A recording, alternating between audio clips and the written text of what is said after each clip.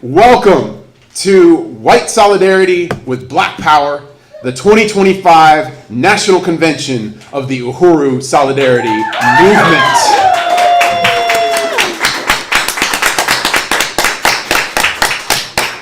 My name is Jamie Simpson, and I am a proud member of the Uhuru Solidarity Movement, and I have the absolute honor of being one of your MCs for day one of this incredible convention. Uhuru. Uhuru. My name is Kara Locke, and I am also honored to be one of your MCs for today. Uhuru.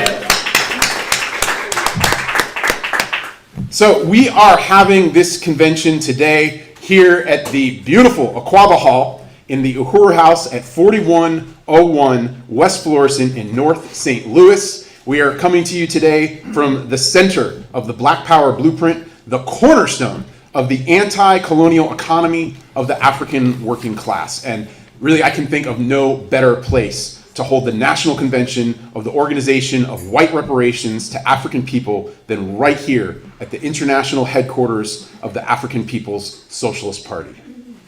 I want to take this opportunity to salute Chairman Omali Yeshitela, leader of the African nation. I want to salute the visionary leader, Deputy Chair Onezene Yeshitela.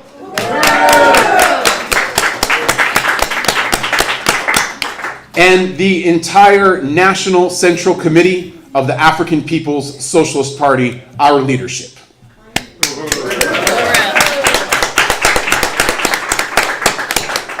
I also want to salute the African People's Solidarity Committee Chairwoman Penny Hess. Uhuru Solidarity Movement Chair Jesse Neville.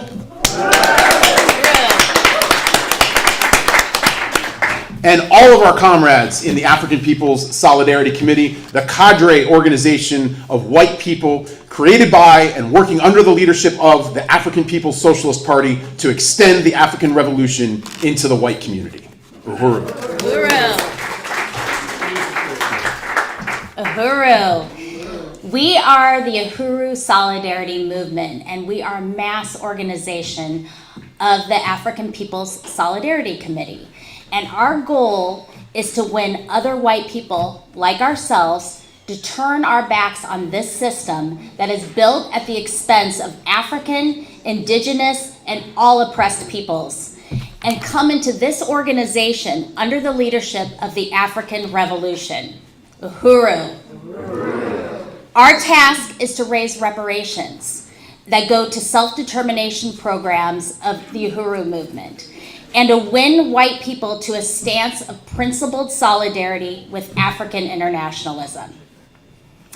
I can think of no better place than this convention right here to say that we refuse to be a part of this rotten, parasitic social system. We refuse to be the lynch mob, the cop, the colonizer. We stand in material solidarity with African, Indigenous, Palestinian, and all colonized people. Uhuru. And for that we say white solidarity with black power. Uhuru. All right, comrades, let's start today off with some chants, all right? So, here at this convention, we say, hands off Uhuru! Hands off Africa! We say, not one day, Not one dime! We say, free, free Palestine! Free, free Palestine! Free, free Palestine! Free, free Palestine! Free, free, free Palestine! Free, free, free Palestine! Free, free, free Palestine! Free, free, free Palestine! We say unity through reparations! Unity through Reparations! and we say colonialism must go! Colonialism Must go! Uhuru! Uhuru. We would like to salute Leonard Peltier, the Indigenous freedom fighter who was imprisoned by the colonial state for over 40 years and was just released last year. And 1 year ago, we said, free Leonard Peltier, not one more year. Yes, we did. Right. And now we say, victory to the Indigenous people. Indigenous people must be free. Uhuru. So this year, we plan to win 1,000 white people to take a stand and become anti-colonialists. Join the Uhuru Solidarity Movement. And you, right now, can be one of the first of 1,000 by going to uhurusolidarity.org/join. And today, you are going to be part of Reparations in Action. At this convention, we would like to raise $20,000 in reparations that will go towards the Black Power Blueprint. And we're going to start, and you can do also that by going now to uhurusolidarity.org/pay reparations. Uhuru.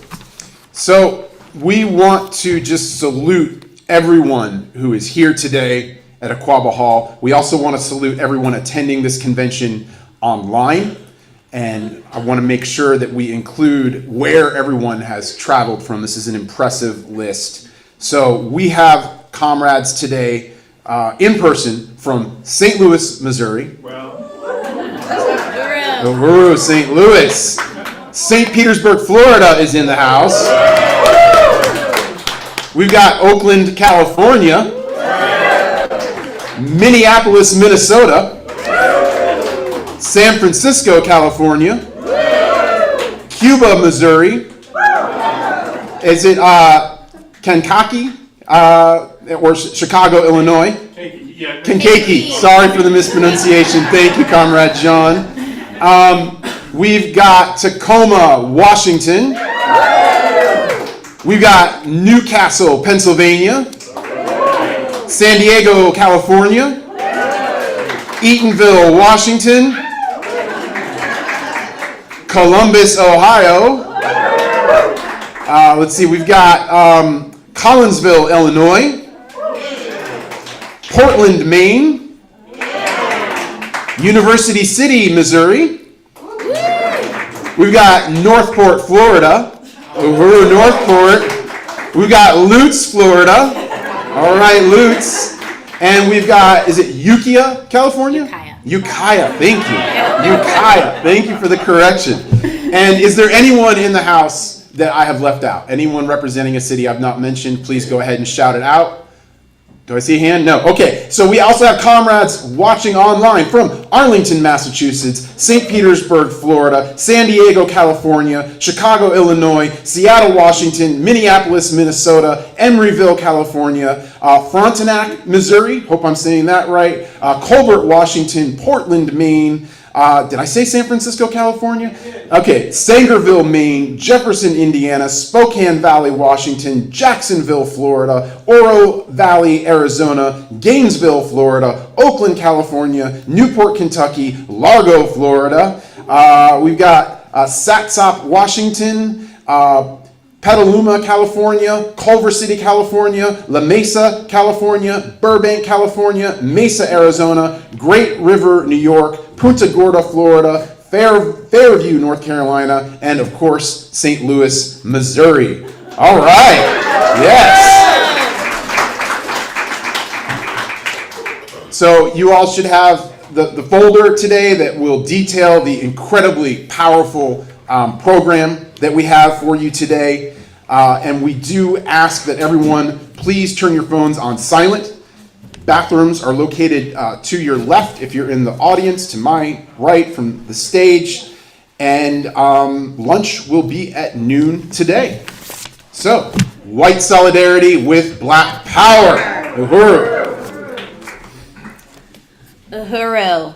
So now I would like to call up the Vice Chair of the Uhuru Solidarity Movement, the amazing Amanda Carlozzi. Uhuru, Amanda.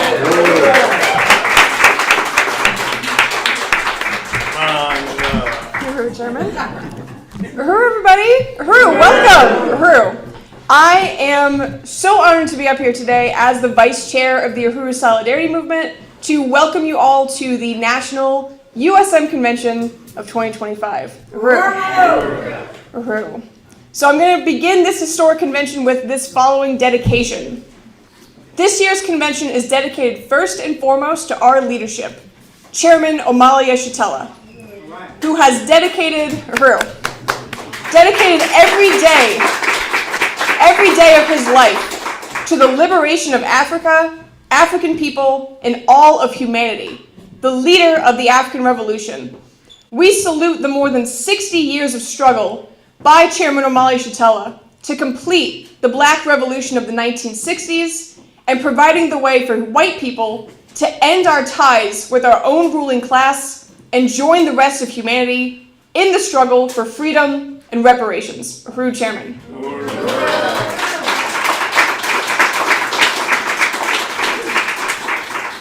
We salute Deputy Chair Onasene Yeshitela, whose brilliance and courage are expressed in her extraordinary work to build dual and contending power in the hands of the African working class.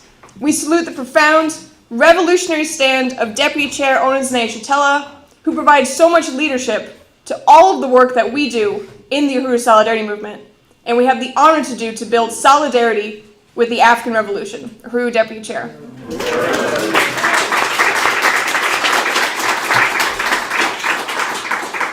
We salute Chairwoman Penny Hess, the chair of the African People's Solidarity Committee, who has modeled the highest stance of white solidarity with Black power under the leadership of the African Revolution for 50 years since the founding of APSC by the party in 1976. Salute to Chairwoman Penny Hess.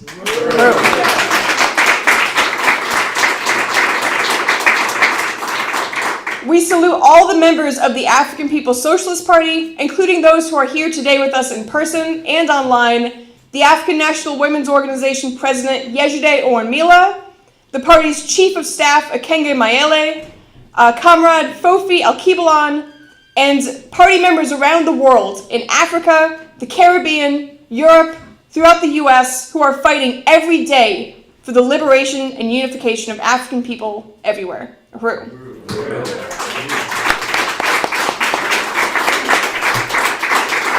And to all of the comrades throughout the world who stood in the courageous and victorious struggle for anti-colonial free speech and the victory of the Uhuru Three, including the incredible legal team that includes Addie Griffin, Mutaki Akbar, Leonard Goodman, Tom Inskeep, and our very own Angela Rainey, who is here with us today. So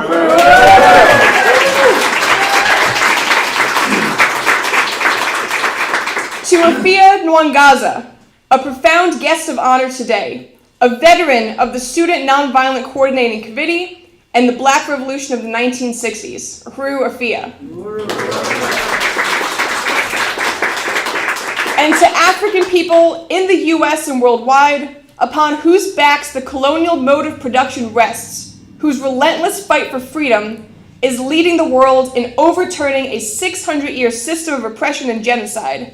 And to all African freedom fighters, past and present, who have dedicated their lives to liberation, including those currently locked down in US prisons, such as Mumia Abu Jamal, Jamil Al-Amin, and so many others. Uhuru.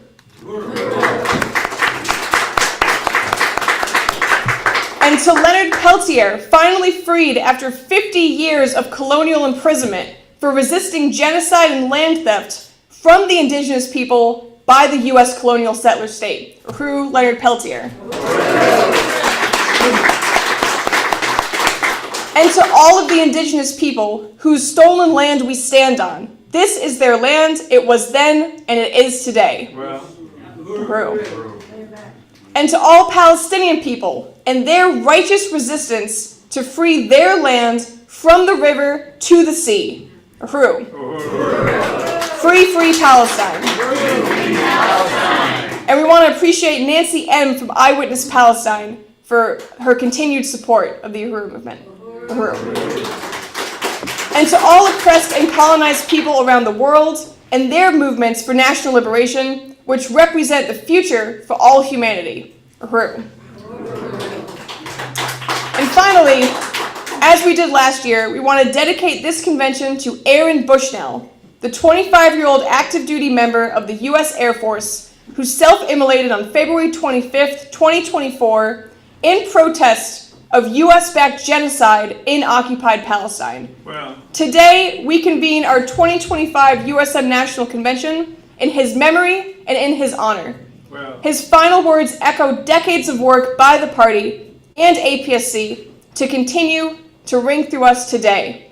We will no longer be complicit in genocide. Wow.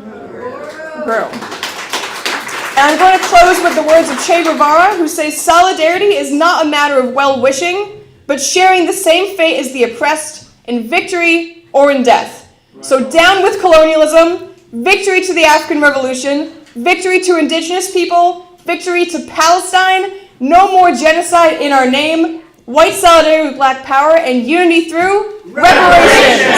Uhuru.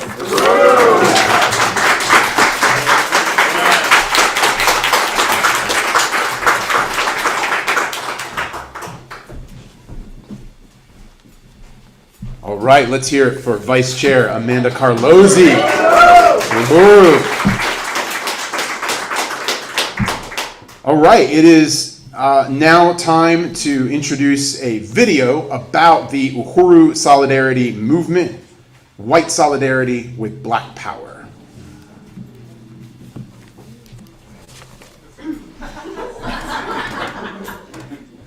No sound. I know. It was working before. While we're fixing it, shout out to Dylan who edited this video.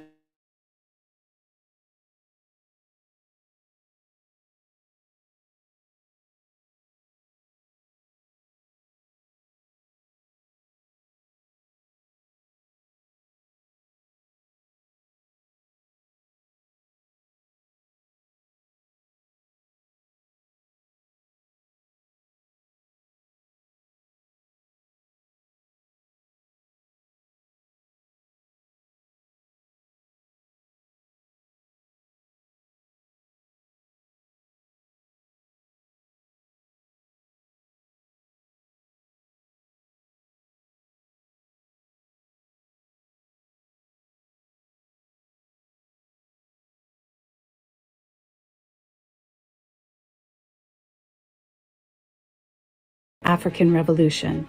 Colonialism is not a thing of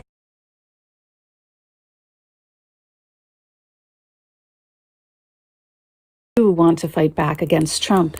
Stand with the Black Revolution. Now is the time for white people to join the real fight back under the leadership of the African Revolution. Colonialism is not a thing of the past. From North St. Louis to occupied Palestine, colonized peoples are leading the fight. The anti-colonial struggle for national liberation and self-determination is the only true basis for the end of imperialist wars and genocide. Don't despair, organize. White people can be a part of building a positive future for all of humanity. Join the fight back under the leadership of the African working class, who have always been the leaders and drivers of progressive change. Join the Uhuru Solidarity Movement, the organization of white people working under the leadership of the African People's Socialist Party, who are fighting to end the system of colonialism once and for all. This is the way forward. We call on all white people who want to join the growing movement of anti-colonial solidarity to attend the USM National Convention, White Solidarity with Black Power, on March 15th through 16th, 2025, in St. Louis, Missouri. Register today at uhurusolidarity.org/register. Reparation! Now! Reparation! Now! Reparation! Now!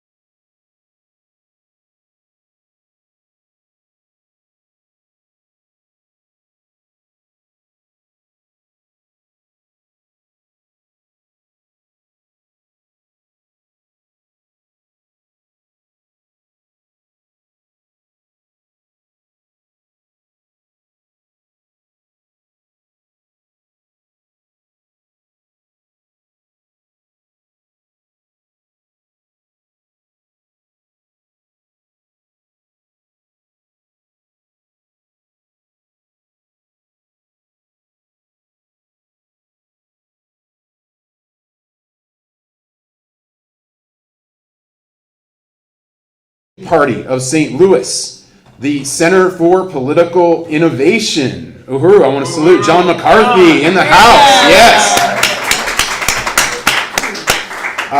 Women Against Military Madness, San Jose Peace and Justice Center, and and the United National Anti-War Coalition, the LA Anti-Racist Action, the People's Alderman, Comrade Jesse Todd, the American Indian Movement of Central Florida, the Florida Indigenous Alliance, the Green Party of Florida, and Reparations United. Uhuru.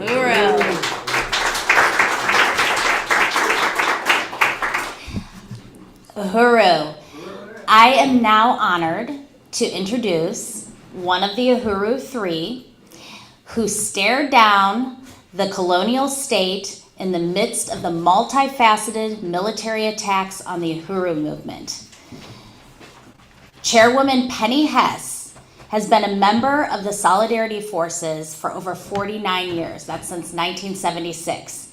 And she is one of the people who defeated the bogus charges of the state and has been fighting for reparations for African people with solidarity, white solidarity with Black power. Penny Hess, Chairwoman Penny Hess, welcome to the stage.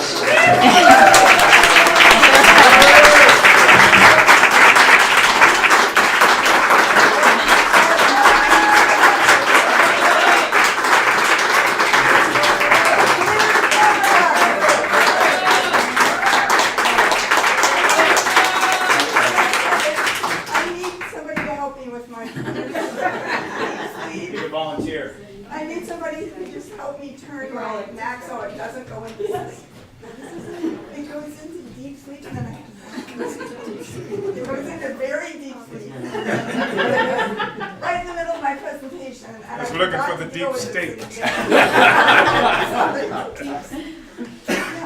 think it would be under your settings. Okay. Do you want to use my computer for yours? Do you want to use her computer? Well, I have to find out myself. I'm not familiar with Macs. Okay, who knows Macs? Who knows Max? I think it's under settings, but I'm actually not sure. I'm really self-critical. Sequoia. All right, everyone, welcome you.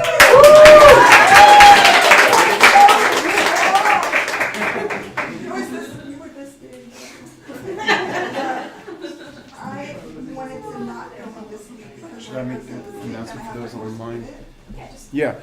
Uhuru, for those tuning in online, we will be back momentarily, just having a bit of technical difficulties. Uhuru, I just want to say white solidarity with black power. Uhuru. Uhuru, welcome everybody here. This is so powerful. We're going to salute everyone. I have all my notes, so bear with me a minute.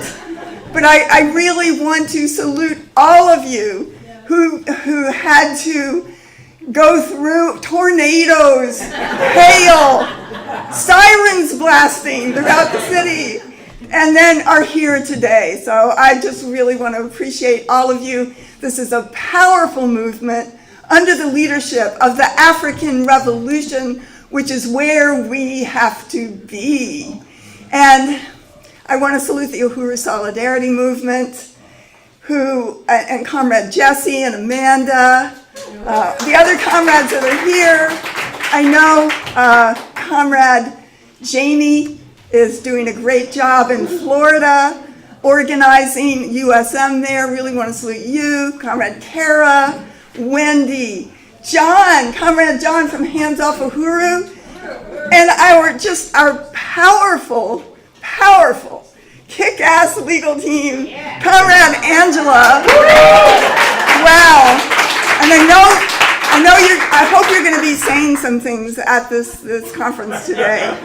I can't express how much is, just incredible appreciation we have for the entire legal team of the Uhuru 3. And Comrade Angela was one who just got in there and found all the cases and all the, I don't know, whatever they call it, case law and precedents, and really took it on.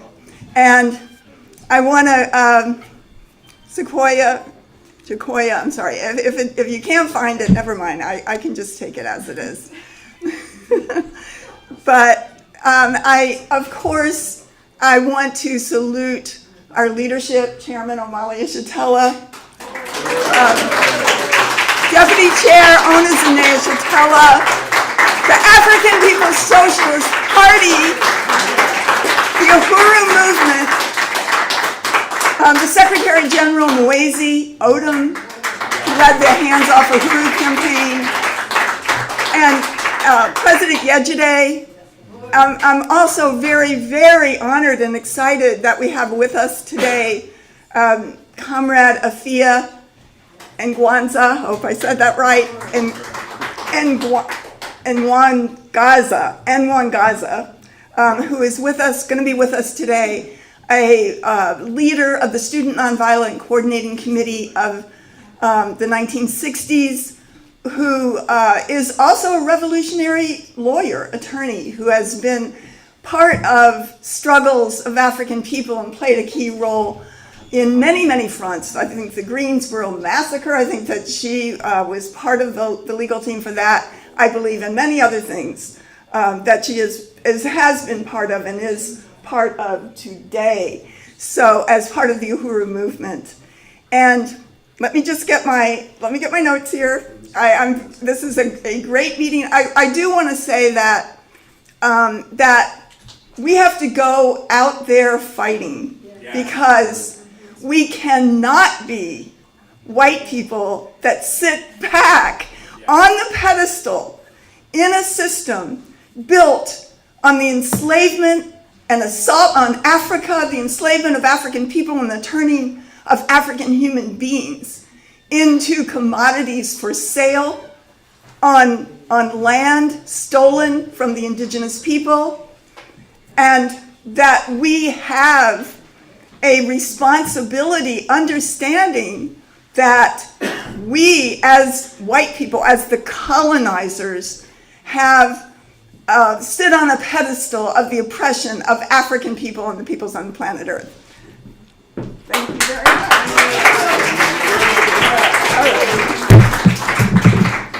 All right, let me look at my notes here.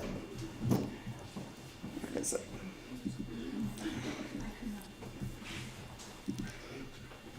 So I also want to join USM in saluting Aaron Bushnell, and other white people, other North Americans who have fought to take a stand in solidarity with African and oppressed peoples, and that we understand that there are many Aaron Bushnells. There are many white people who are looking for this stand. How do we join the people on the planet Earth? We cannot accept the fact that the United States government, as the key colonial power in the world, expects our unity with it. And we refuse to be united with a system, parasitic system that the chairman calls the colonial mode of production. And I want to salute African people. I want to recognize the party's fight that every inch of Africa and all its resources, all its stolen labor, the wealth created by the stolen labor and resources of African people, all belong to African people. And that we salute African people, those forcibly dispersed in the US, the Caribbean, South America, and millions of African people who have been forced to go to Europe following their stolen resources, as Chairman Omali Shatella puts it. And we stand here today in profound solidarity with African people who fought and died for their rights, which also opened the door for our rights, our ability to experience freedom of speech and the right to struggle and organize as in the white community. And that must be in solidarity with African and Indigenous people. We salute the Indigenous people whose land this is, who has been stolen from them, who's had genocide committed against them, a popular genocide that was carried out by white people, by regular white people. And we do salute the victory of the release of Leonard Peltier, and we recognize that what was called the official Leonard Peltier Ad Hoc Committee at the time was part of the Hands Off Uhuru organization since the beginning of it in about 2023. So this was an incredible victory that forced the US government to release Leonard Peltier. And we just say Uhuru. Leonard Peltier is a freedom fighter for the Indigenous people. And in I think it was about 1975 or 76, right when I was joining APSC almost 50 years ago, he was in a struggle because the whole world revolution, as the chairman says, was the main trend in the world at that time. All around the world, colonized peoples were fighting against white colonial domination, the thing that the chairman calls the colonial mode of production. And that this was true just as the Black Power movement, the Black Revolution, which Comrade Afia, that we will hear from, was part of, and the Vine City movement of the Student Nonviolent Coordinating Committee was part of. Leonard Peltier was fighting on Lakota land in Pine Ridge as part of a huge movement against the fact that the US government, FBI agents, and US military forces were coming into Indigenous land, murdering Indigenous people, and in general, fighting against a movement for sovereignty that was very profound and strong at that time. Leonard Peltier represents that. And we saw a video, maybe we'll see it today, of when he got out of prison, and he said, "We are winning," and he said that this is about the struggle of the Lakota Nation for liberation, and it was very, very, very powerful and important. And I want to salute my leadership, Chairman Omali Shatella. And I really can't say words for for who the chairman is and what the chairman has done. But I know that the world that we live in would not be what it is now, even in terms of resistance, that nobody has kept alive the African Revolution of the 1960s with the goal to complete it, that the chairman solved every problem left unsolved by the defeat of the African Revolution, by COINTELPRO and the U.S. counterinsurgency that was an armed counterinsurgency that assassinated and murdered in a very brutal way Fred Hampton, Mark Clark in Chicago, banging down their door at 4 o'clock in the morning in 1969, December 4th, 1969, that the chairman analyzed that this was a counterinsurgency because the defining line that was put out by this U.S. government and the bourgeoisie and even maybe a neocolonialist forces,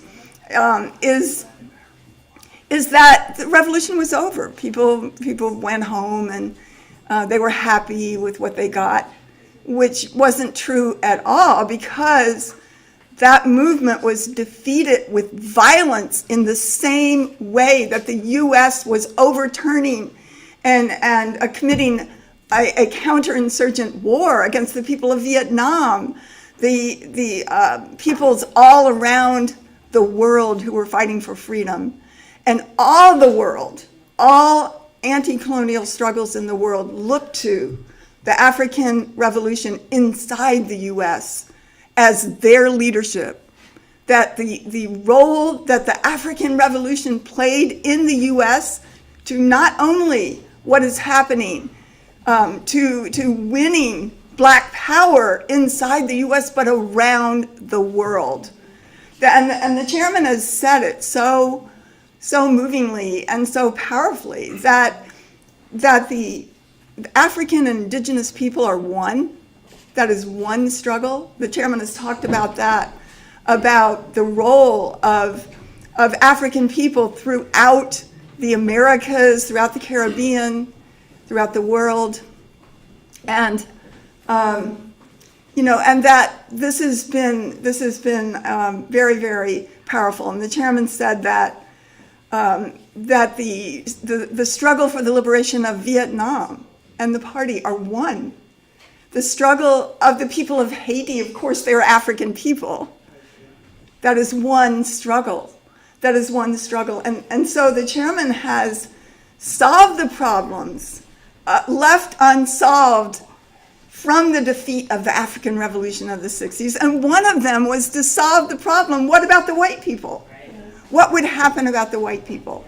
And the thing that was so important that we really want to deepen and understand today is that, as the chairman has said, that again, that this system, this whole social system that we live in, that we see everything about it today, is built on the assault of a whole continent of African human beings for 600 and more years, because it continues to today. And that, that this is stolen land, and that white people, if we understand what the chairman is saying, one of the first things he ever said when APSC was formed that I remember, the chairman said the struggle is not against racism. It is against colonialism, and that racism is the ideas in white people's heads.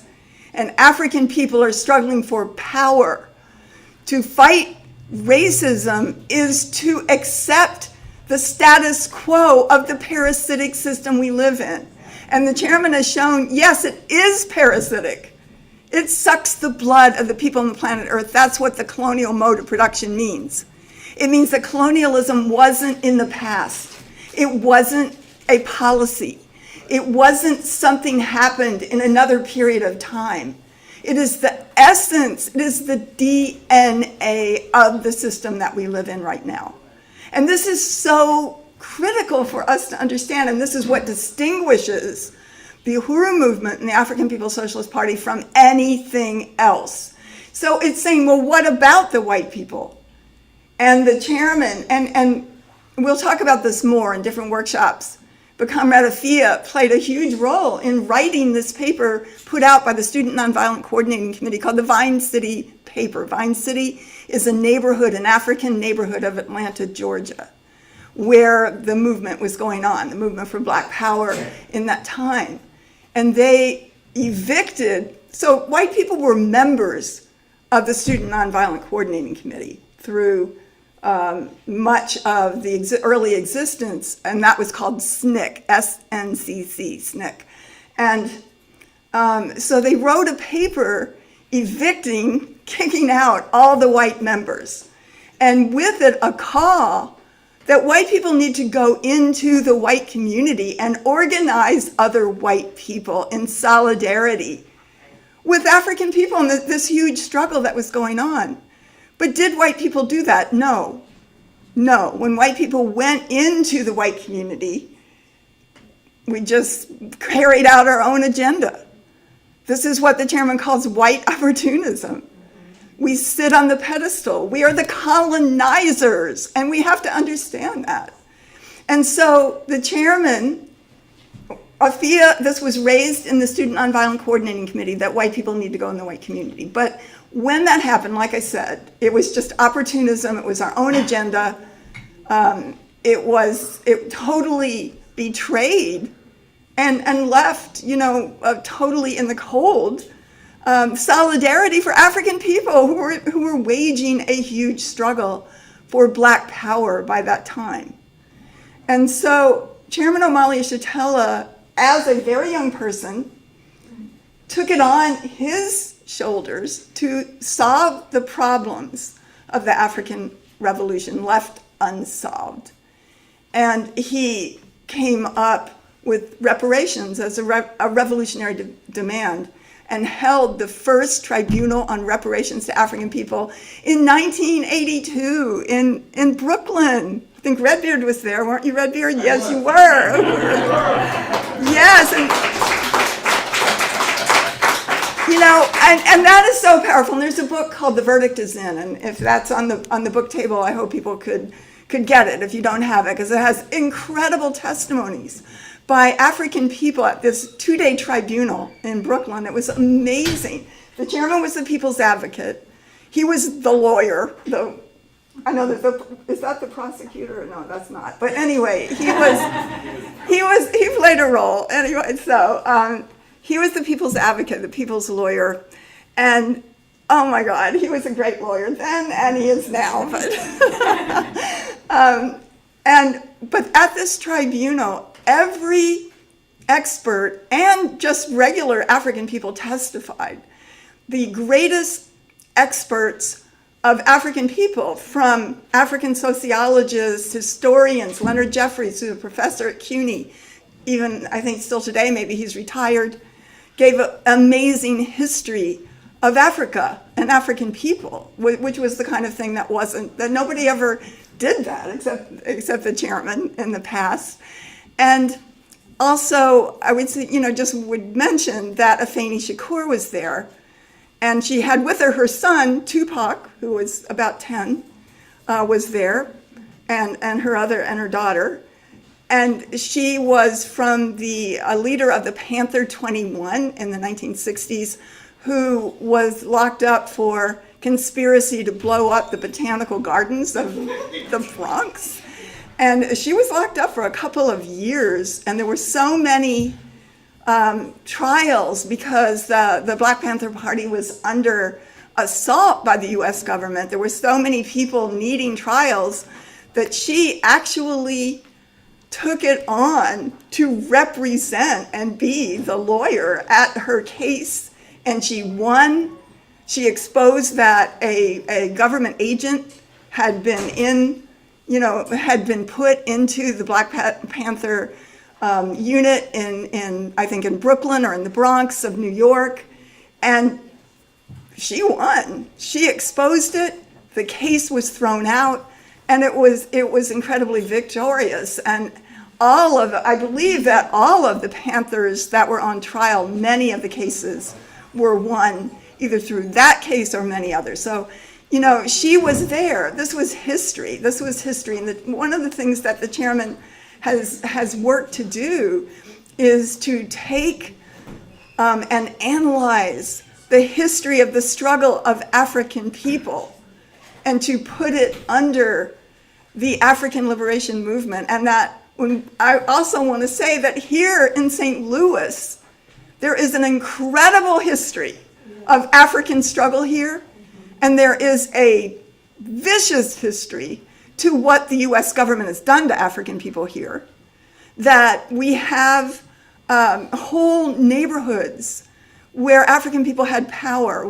There's many of them. The one's called the Ville, one is called Mill Creek Valley, a neighborhood of 20,000 African people that had their own hospitals, they had their own schools, they had their own businesses, their own churches, and the city of St. Louis tore it down, passed the Team 4 plan, which was to get rid of African neighborhoods and and really brought the wrecking ball to 6,000 African people's homes, wiped out where 20,000 African people lived.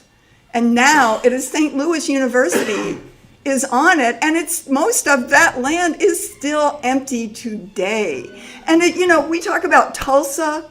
I think somebody here from Oklahoma, I don't know, but Tulsa, Oklahoma, yes, Mads, where white people and a white mob attacked and burned down an African neighborhood called Greenwood in Tulsa, where they called it Black Wall Street.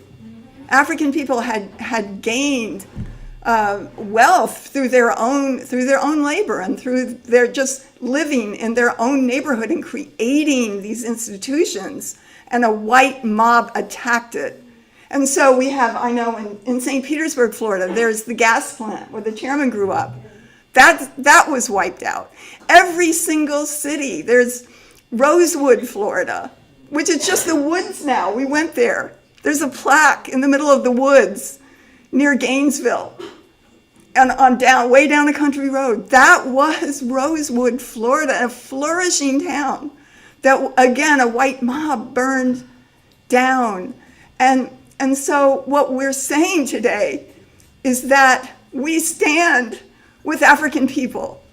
We recognize what we've done. And I have a whole book, and I want people to buy it and read it. It's called Overturning the Culture of Violence.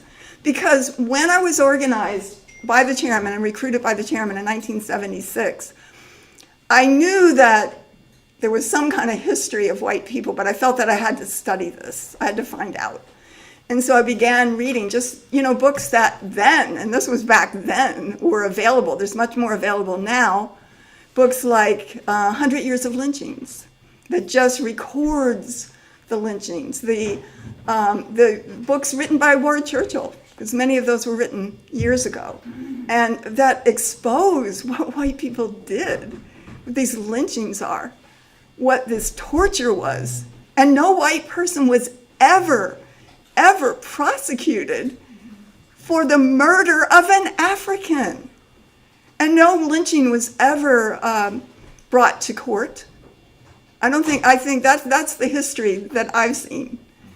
And I also want to say that I hope one of these days that we can create a USM trip or event in Montgomery, Alabama, where what's called the Lynching Museum is. Because, wow, it is so deep, and it is done in a way, it is done in a very, very brilliant way. It's an outside monument or tribute with an outside structure, and hanging from the structures are concrete slabs for every county in 5 southern states, including Florida, with all the names of African people on those. So you're looking at them and walking through it. All those African people who were murdered, lynched, or murdered or slaughtered by white people in the South. And it is I think it's something, there's thousands, literally thousands of slabs. And so, it just shows you the enormity of what white people have done. And that I know from the leadership of the chairman, from organizing, from being responsible for building a solidarity movement, that many, many, many white people want to be here.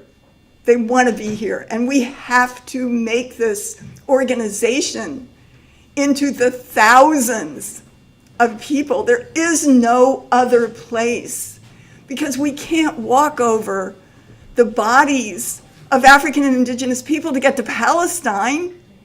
We get to Palestine and solidarity for that through the African Liberation Movement. I forgot my book, but one of the very first resolutions of the party in its Congress of 1981 was solidarity with Palestine.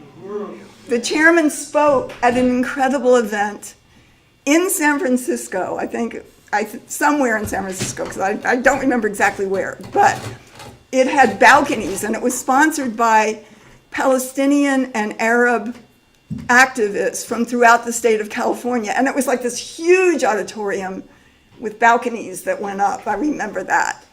And the chairman spoke, and when he got on the stage, that he expressed the unity of African people to the Palestinian people. The entire building started stomping their feet and chanting the people united will never be defeated.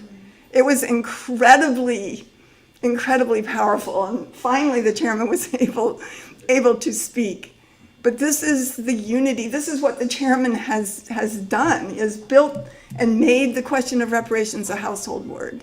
He has answered the question of white people, that white people can be one. We can be one, but we have to be accountable to the strategy of the African Revolution. We have a mandate, and that is to go behind enemy lines, go into the colonizer population, to recognize, that we are the voice of Black power in white face. It's very powerful. It's very emotional, but we can win. And I do want to also say that Aaron Bushnell, as the chairman says, he's ours. Yes. He is ours. He was looking for the Uhuru movement because of his articulations came from things that Comrade Jesse has said, or Comrade Jamie, or many others, Comrade Redbeard. He articulated that. He was looking for us, and he didn't need to set himself on fire. But he wanted to do that as the only alternative, to raise the colonial question. He was in the right place. But we needed to be out there to bring him in to us. And, we see this now. We see many, many white people trying to take this stand. We need to be there. We need to build our membership. We need to build our branches. We need to be everywhere in the Bay Area. I want to salute Comrade Wendy and others who are here from Comrade Janine and Jacoya, and who are from out there in Oakland, and maybe they're going to be here in St. Louis longer. And just really, really salute all of you. And I do want to say finally that this, new things are coming under the leadership of Deputy Chair, and I want to salute Deputy Chair Onozune Shatella as the person who leads the struggle for putting the theory of African internationalism into practice, into material reality. We're going to have a tour this tomorrow. We're going to hear more. We're going to hear Deputy Chair's PowerPoint, I think today, which is amazing and it's powerful. And many of the members of the African People's Solidarity Committee work directly in the office of the deputy chair. So there's going to be many, many new things unveiled that we'll be taking on. Very, very exciting. But I think the thing that the office of the deputy chair proves is that African internationalism, as the chairman says, is a theory of practice. It is not abstract. It has to be carried out in the world. It has to actually be carried out in the world. And that's what the leadership of Deputy Chair Ona Zanea-Shatella has brought and leads in the Uhuru movement. I want to salute Deputy Chair.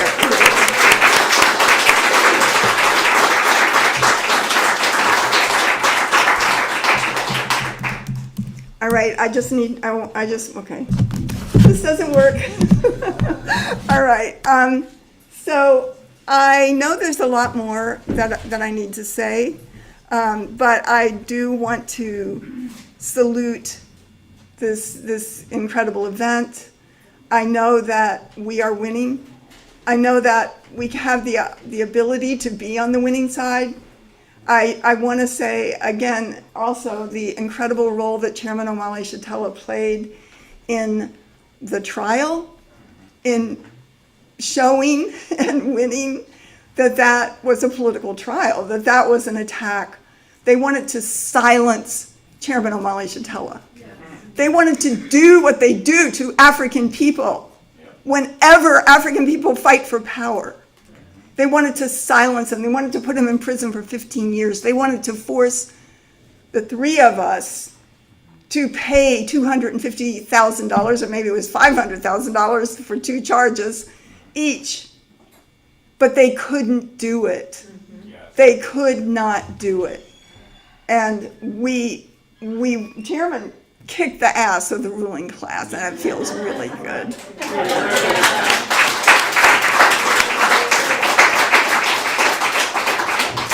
They also wanted to silence the party's voice in the white community. And in fact, all of this has made the Uhuru movement larger, greater exposure, many more friends and comrades than ever before. And I salute all of you who are here today. So we are winning. Uhuru. Hands off Uhuru. Hands off Africa! White solidarity with Black power. Uhuru. Reparations now! Uhuru!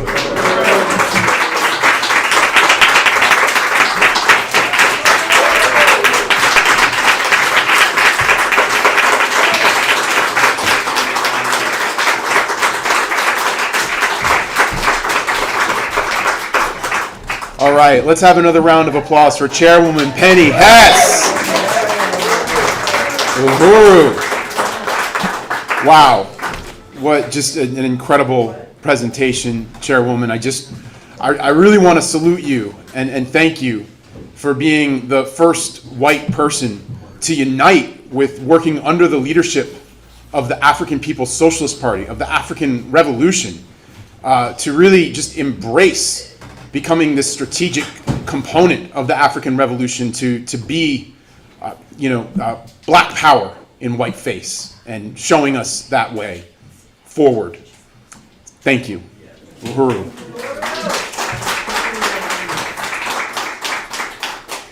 It is now my honor to introduce Comrade Fofit Alkebulan. Fofit is the coordinator of Project Black Ankh, a program of the All African Peoples Development and Empowerment Project. She is a member of the International People's Democratic Uhuru Movement, or INPDUM, and a talented revolutionary poet from St. Louis. Please join me in welcoming Comrade Fofit.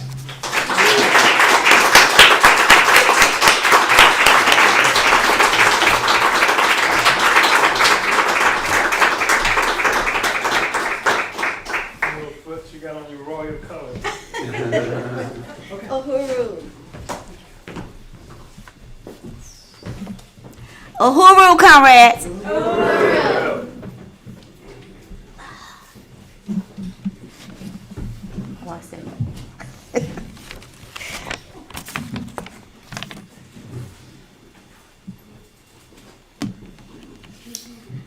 I had a time figuring out what to read, because I have a lot of poetry. So I read through some of the ones that was written early. And when I say early, these were in 2005. And it was before I knew I was a revolutionary, but I was coming that way. All right. I was coming that way. This one is called, can I move this back a little bit so I can see? Okay. This one is called Free Dumb, D-U-M-B. It describes, I'll let you interpret it.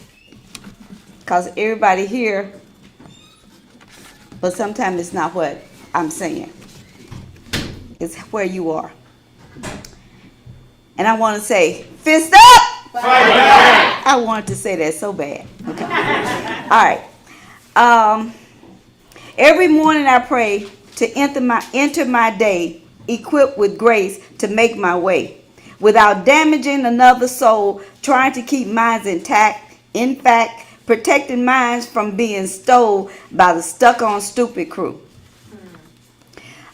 Shaking off requirements and demands, involved in everyday mess, dished out in increments of sweet-smelling stress.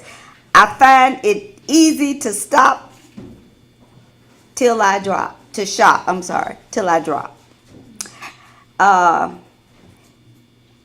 Been seen at the hot spot, keep my hair and shoes tight, wear somebody's name brand, dream of walking on island sand, ordering the latest drink or making payment on my mink. You think free dumb is free? It still costs me to be chained to the dumb stuff.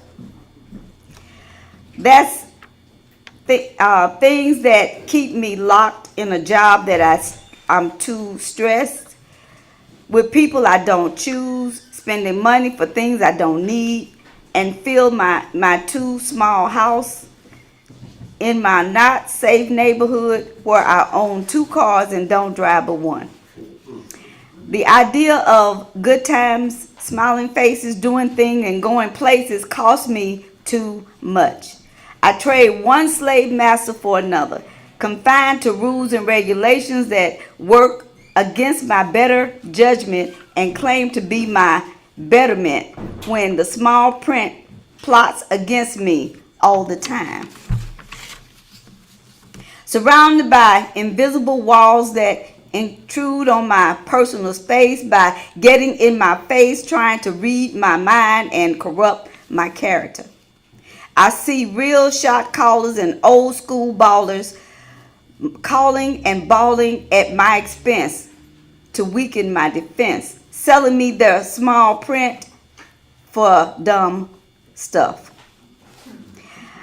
I'm censoring this as I read. It's time to stop the trick of confusion polluting the air. All humanity is falling apart, held by worn shoestrings about to break. In this haze of confusion, I wade in boots up to my neck, trying to keep my sanity, listening to dumb stuff. When I take total possession of my wake and I wake up to myself, claim myself, name myself, see myself, be myself. Secure myself in my truth, feel with my heart, walk tall, think smart. I will be free of dumb shit. And it will be free of me.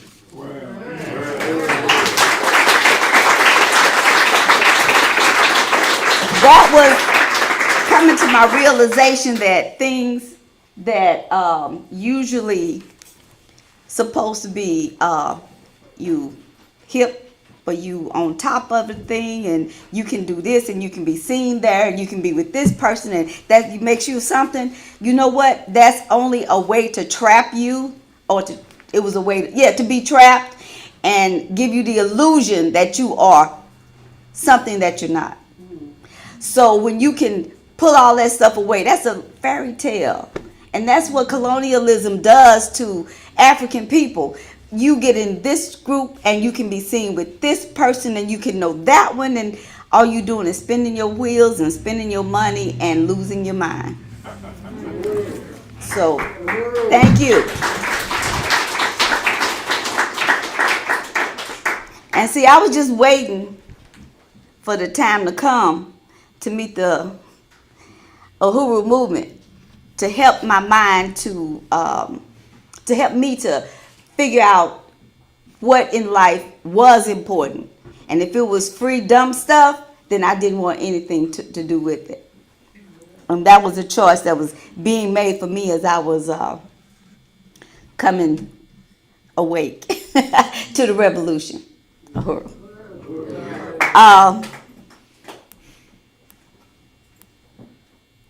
This is one of my favorites, which I have a few favorites. This one is called Stolen People. I want to talk about the stolen people. I'm a stolen African woman born on stolen indigenous land. Stolen family roots and connections to Africa. Our dignity, pride, and traditions, along with our customs, practices, and medical cures, our skills, beliefs, and riches have been tainted. General humanity challenged and lives ripped away. Melanin makes us African regardless to where we're born. Omali Yeshitela taught me we would not be here if they had not come there. He taught me about the colonial mode of production, a dependent relationship to keep Africa drained and the colonizers rich. To change this relationship is to free Africa and its people, and that includes us. To be self-governed and self-reliant. Even free speech was not meant for stolen people. It's against the law for stolen people to be free or even speak of it. Colonialism is the cause and revolution is the cure. I am a stolen African woman born on stolen indigenous land, and my DNA is continuously under siege everywhere we are, and that's all around the continent. Uhuru in Swahili is freedom. Sasa means now. Uhuru, Sasa. Freedom now to all colonialized people of the world. Omali Yeshitela is the chairman of the Uhuru movement. The FBI had charged him for working for black people. The government couldn't handle the truth. Victory to the Uhuru 3. We won. Uhuru.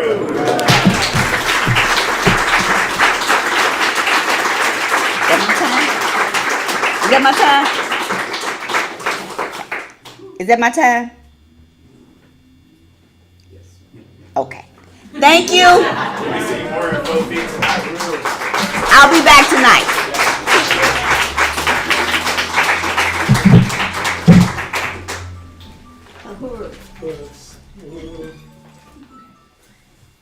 You got it? Yeah, I got it.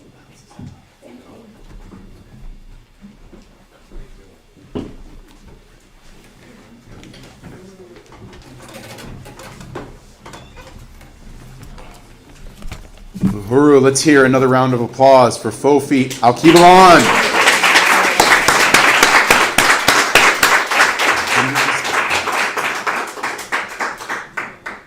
All right. So, I do want to add a salute to the All African Peoples Development and Empowerment Project, or APDEP, and its director, Dr. Aisha Fields. Uhuru, Dr. Fields.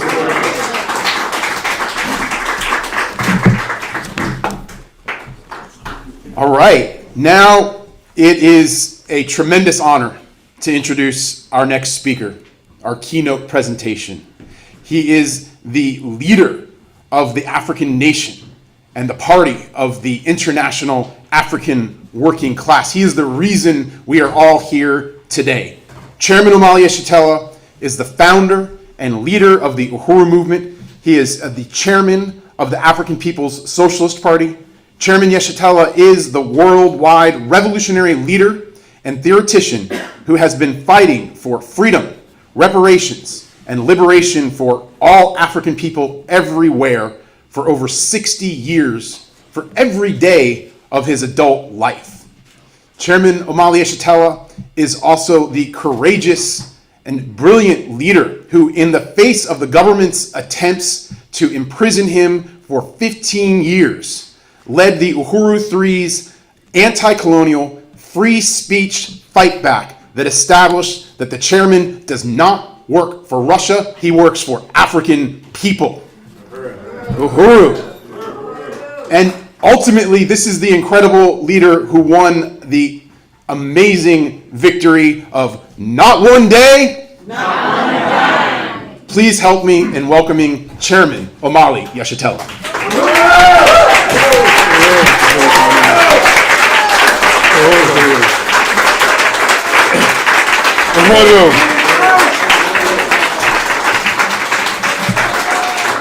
I want to thank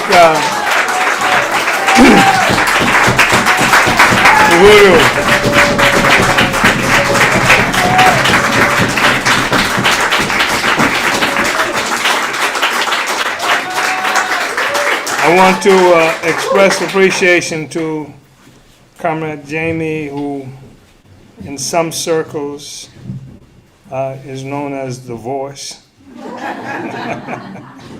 He's used a lot with the radio stuff that we do, and you can hear why. I would also like to express my deep and most profound appreciation to Uhuru Solidarity Movement. And moving in that trajectory or in that direction, I would also, of appreciations, I would like to appreciate Comrade Deputy Chair Onazine Yeshitela. And I do not do this as some kind of obligation, in the sense that we have a relationship of some sort. Most people who know us and know Comrade Onazine Yeshitela recognize the critical role that she plays in this movement. I mean, it is fundamental, it is profound, it is deep, and cannot be overstated. And I think everybody who knows us truly recognize that to be the case. So I wanted to acknowledge that. And also, obviously, I have to acknowledge Comrade Penny Hess and Jesse Neville, two of the Uhuru Three. Amazing forces, amazing, courageous comrades. I cannot overstate the courage and the brilliance and what it is, integrity that they bring to this movement. I do see it replicated in so many of our other forces here. And I am so proud to have this relationship with you. And some of you, it's been a relationship for a very long time, some for a short time that appears to be a long time, because of the intensity of the work that we do. It doesn't take much. We used to say a long time ago that it takes something like 7 years to develop cadre. But it happens hothouse fashion in our movement. And so I just want to recognize and respect that and respect you and all of you who have come to participate in this incredible convention. I cannot, again, overstate your courage, because I know what it means that you have to swim, is that a word? Against the current, like to get here. And speaking of the Uhuru Three, and it always has already been recognized, the significance of these incredible lawyers who worked with us in terms of this this case, this frame up, this garbage that they threw at us that we had to fend ourselves from. Just because it's garbage doesn't mean you don't have to remove it. You know, it's garbage that they threw at us. And of course, they were Leonard Goodman, and they were Mutaki Akbar. They were Leonard, Addie Griffin, and Tom Inskeep. Did I miss anybody? And Angela, who know.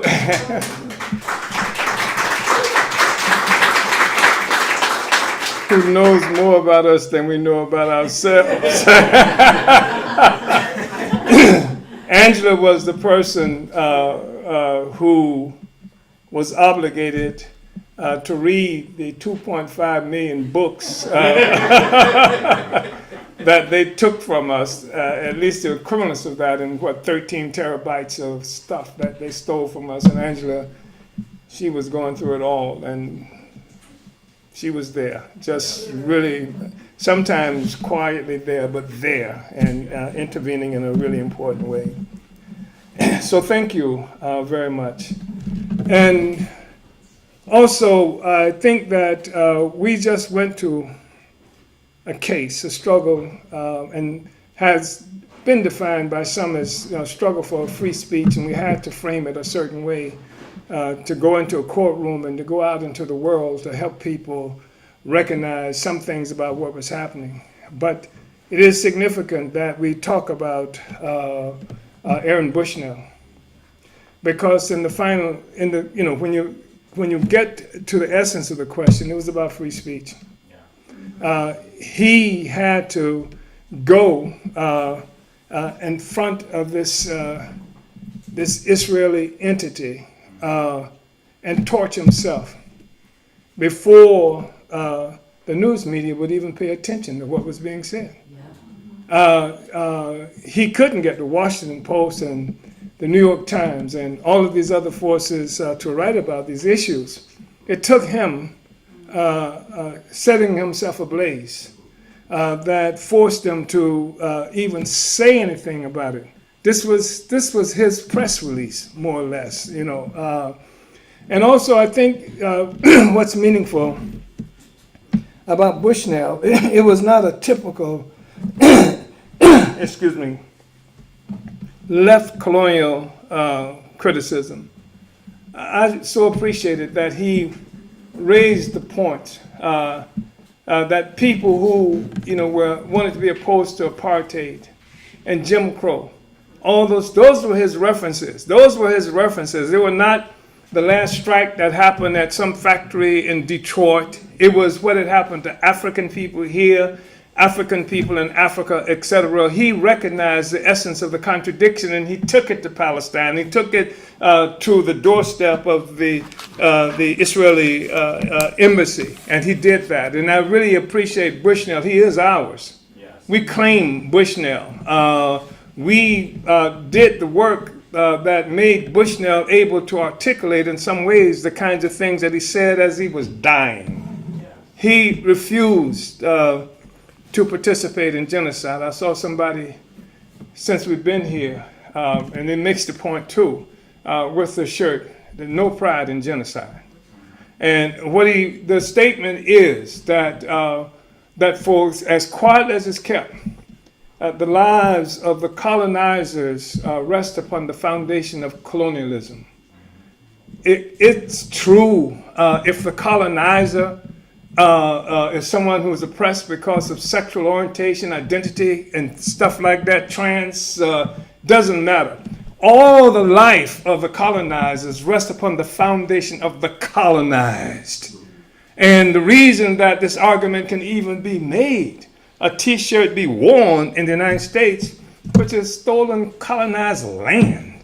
I mean, this is something that we recognize, and we must recognize it. Otherwise, it's just self-serving opportunism. That's one of the things that your existence in USM helps us to take out into the world. And that's important, because our objective as the African People's Socialist Party is we're not engaged in some abstract struggle for free speech. The truth is, when you live in a situation, you live in a situation that is characterized by the mode of production within which it exists. A mode of production, we're talking about the entire process that people engage in and to feed, clothe, and house themselves. And from this process, that is the economic base. That's the economic base of society. The ideas spring from that. The ideology comes from that. The religion comes from that. The legal system is born on that. That's why you never see a legal system during slavery. Who ever heard of a legal system during slavery where it recognized the rights of the enslaved? That the enslaved had rights, so to speak. It doesn't work like that. So you have a legal system that says something like, or implies, if it doesn't say, I've heard it enough, I don't know if it's really law, or if it's just implicit in the relationship that continuously is repeated, that possession is 99% of ownership. Possession. If you got it, that means 99% it belongs to you. Doesn't say where it came from, how you got it, who you took it from, where, or anything like that. Possession. That is a framework that stems on a foundation of stolen land, stolen resources, etc. Possession is 99%. And I'm the possessed. You know? I'm the possessed. And this is the relationship that we're talking about. I wanted to appreciate everybody for being here, and also to say that when we talk about solidarity with Black power, we're talking about solidarity with yourself. We are determined to knock down all of those barriers in your brains and otherwise that allow people who have allowed themselves to be defined and wallowed in this garbage of whiteness that separates you from the rest of the world. Somebody's not just white, they're white as opposed to being brown, black, and all the other people who are in the world. It's not even a true thing. What in the hell is whiteness? Right. Whoever saw a white person? I saw somebody like that, though. But the truth is that it's an ideological concept. It's an ideological concept, loaded. It's just loaded with garbage that allows the settlers, the colonizers, to separate themselves from the rest of us. I heard even Martin Luther King not too long ago describing things that we used to talk about in the movement in the 1960s, how all whiteness was good. You know, wash sin white as snow. And of course, there was Snow White. And all of this whiteness, the angel food cake and the devil food's cake, this thing of whiteness, it's a concept, it's an ideological concept that's based on an economic foundation that was used to separate this group of people from the rest of the world. And the process of creating this was the emergence of the nation that people brag about, nationalism and the white nation, white nationalism. Where the hell does it come from? Because what helped to define what we now know as white people, and even give them that definition, is the fact that as opposed to simply being Celts, and as opposed to simply being these other ethnic groups that come from Europe, that previously defined themselves in relationship to each other, the Visigoths, the Goths, the Normans, and all of this. This is what happened before. And what changed that, what brought this group together, was the fact that enslavement of African people was the first thing. 600 years ago, when a tiny, inconsequential at the time, Portugal. Look at Portugal on the map. Left Portugal and then went into the Canary Islands and went into Africa. and began the process that came to be known as slavery and capturing African people. I'm here, and I like to remind people of this because they like to tell the lie that America is some kind of nation of immigrants. The fact is, America is not a nation, it's a prison of nations. And we are not immigrants, we're captives. And this is something that is problematic for people who have fallen into this whole American identification. It's hard to escape from that because the identity of a people is located in this concept of America. Who are you if you're not an American? Which is one of the reasons that settlers and colonizers have had such problems accepting my identification as an African. Despite the fact that it's absolutely impossible for me to have got on a boat in Africa as an African in, what was it, 1492, is that what it was? 1619. How the hell I get on a boat as an African in Africa and then get off in Jamestown, Virginia as a Negro? If I was an African when I got on the damn boat in Africa, I had to be an African when I got off the boat. Unless that was a magic boat. Unless somebody was on acid or something. Who defined this relationship. I just think and so if this is a problem, because if I am not an African, then who the hell are you? This is your problem, not mine. You understand? Because it gets to some of the essential questions. Because the European, the English lost that identity, the British, the Irish, and what have you want to at least mask that identity with this process. But I'm looking for my identity. And guess what? The difference is that the oppressed has a stake in knowing the truth. The oppressed must know the truth as a consequence of being free. It's only as a prerequisite for freedom, the oppressed must seek out, must find out the truth. It is only the oppressor who has to liquidate, obscure, hide the truth, mask the truth, give it some other kind of characterization. That's why we always come up with different conclusions, the oppressed and the oppressor, looking for a truth. My truth will bring liberation to me. Your truth keeps me oppressed. So, anyway, I just wanted to say that the existence of the African People's Socialist Party has been one that sought its motion from a part of the process to rebuild the African Revolution, the struggle for the liberation of African people. It was not, again, just the fight for free speech. We said all along that this case of the Uhuru Three that we were involved in, this movement was not a movement simply to keep somebody out of prison, to keep me out of prison. It was a movement to forward the revolutionary trajectory of our people to be free. We have a right and responsibility to be free.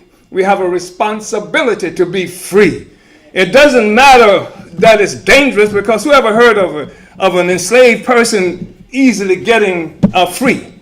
We have a responsibility to be free. We have a responsibility to everybody who has come before us and everybody who will follow us. We have a responsibility to stop this kind of statement that I may not be free, but we may not do it in my lifetime, but the next generation, to hell with that. We say freedom in my lifetime. As I say this as an 83-year-old person, freedom in my lifetime.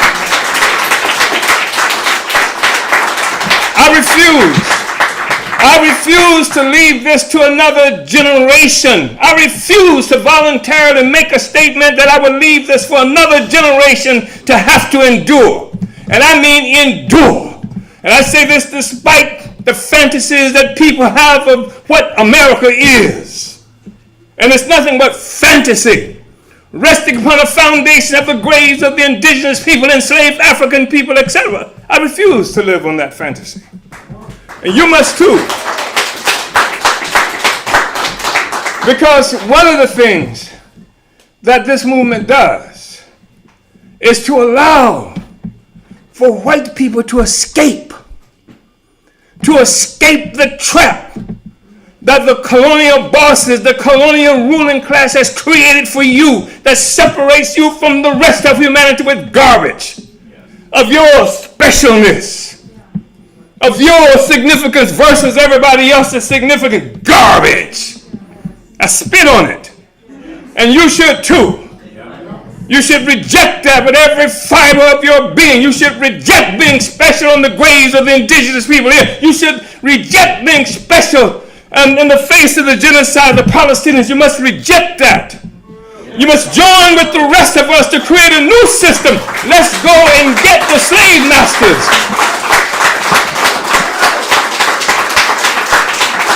That's what this is about. So that's what we've been working on. It's not an easy thing, because this movement was born. I initiated the movement to create the African People's Solidarity Movement Committee and the Uhuru Solidarity Movement for a number of reasons. One of which was we were experiencing brutal, sometimes mass and sometimes targeted jailings and murder of black people. They killed Malcolm X. They murdered Malcolm X. The United States government murdered Malcolm X. And it's really interesting because they murdered Malcolm X in when? 1965. There were a whole bunch of significant things happened during that period, not the least of which was the Voting Rights Act was passed in 1965. And as a consequence of the struggles that black people making, Ella Baker, Fannie Lou Hamer, and the host of other folks who risked life in this country, on this land right here, the land of the home of the brave and the land of the free. Risk life just to try to join Joe Biden's Democratic Party. What the hell is that? Kill you, murder you, bomb your churches.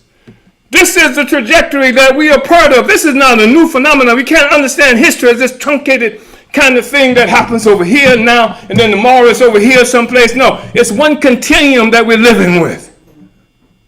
There's a dialectic here that we must recognize. And so I just think that it's significant to understand that the African People's Socialist Party is a product, first of all, of the colonial domination of African people. Secondly, from that period when the world was involved in freedom struggle. The vast majority of people on earth, the vast majority of people on earth were involved in the freedom struggle. And the freedom that we were fighting for was one that had been taken from us and held in the name of whiteness.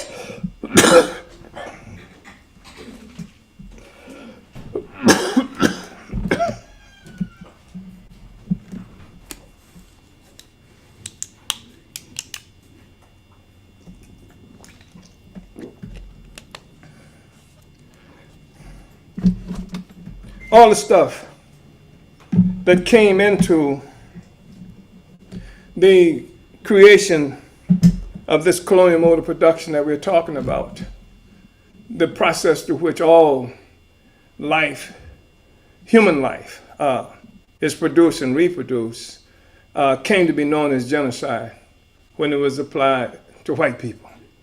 When it intruded in the lives of white people, they started calling it genocide. They gave it a name. They gave it a special kind of name. It was normal when it was happening to indigenous people.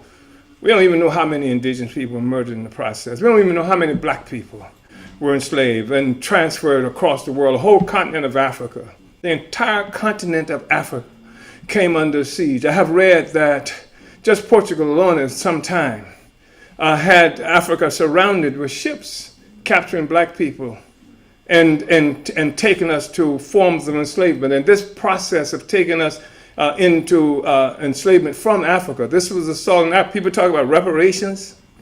What's her name? T'Challa Jones with her reparations commission. You have these people talking about reparations in different places, but the fact is that it was Africa that came under assault. We can talk about reparations in St. Louis because of the attack that was made on Africa. If you think about reparations, how much is owed to Africa? Reparations, not just the amount of wealth that comes every day, every minute, every second out of Africa coming into supermarkets and to other institutions in this country, but we're talking about all of the stolen labor. The labor that built St. Louis, the labor that built the United States, the labor that built Amsterdam, the labor that built Holland, the labor that built Paris and the rest of it. Is that owed to Africa? I say yes. And with compounded, is that what you call it? Interest rates, right? This is what we're talking about. This is how a whole process gets born and relationships get developed and relationships of production come into existence on an international level. So I wanted to just make some statements about that, and quickly I want to just say that today I'm looking at so much that's being written about colonialism. Just in the last 3 years, you can find books written on settler colonialism. There's one book that I just bought accidentally because it talked about settler colonialism, written by a Zionist. And he's talking about how settler colonialism is such a phony concept, and it makes the white people, the bad people, and and the people of color, quote unquote. I don't even know what the hell that is. The good people, etc. It comes up with these extraordinary kinds of arguments against the notion. There's one book I just saw and I purchased. Talks about the good that German colonialism actually did. The good of German colonialism. This is a colonialism in a defensive mode. For one thing, this is colonialism in a defensive mode, trying to defend itself from the world that it sees emerging now. But the other thing about it is that I'm looking at these books, and none of them mentions the African People's Socialist Party. None of them mentions Omali Yeshitela, and they can't. Because for them, it's just an abstract debate. It's an academic kind of statement. And they know what we are doing is preparing to govern. Our responsibility is to have the capacity to feed, clothe, and house and govern ourselves. That's what we're involved in. We reject the notion that some external force can come from someplace and capture black people and set up laws and regulations that we have to live by, that negate our own significance as human beings, steal our culture, and call it American. I've confronted Africans here and other places, and especially in the United States, who say things like, well, you can't be African because you don't have any African culture. The fact is, African culture is so ubiquitous, you just don't recognize it as African anymore because everybody else uses it, steal it. They call it crossover and all kinds of things like that. African culture is everywhere. If it were not for African culture in this country, what the hell would you be looking at? What would you be listening to? You can't even claim hillbilly music. They call it country and western now. Because it has its origin in Africa. You can't even claim the forms of your Christian religion. If it weren't for African, all religious experiences in this country would sound like Catholicism or something.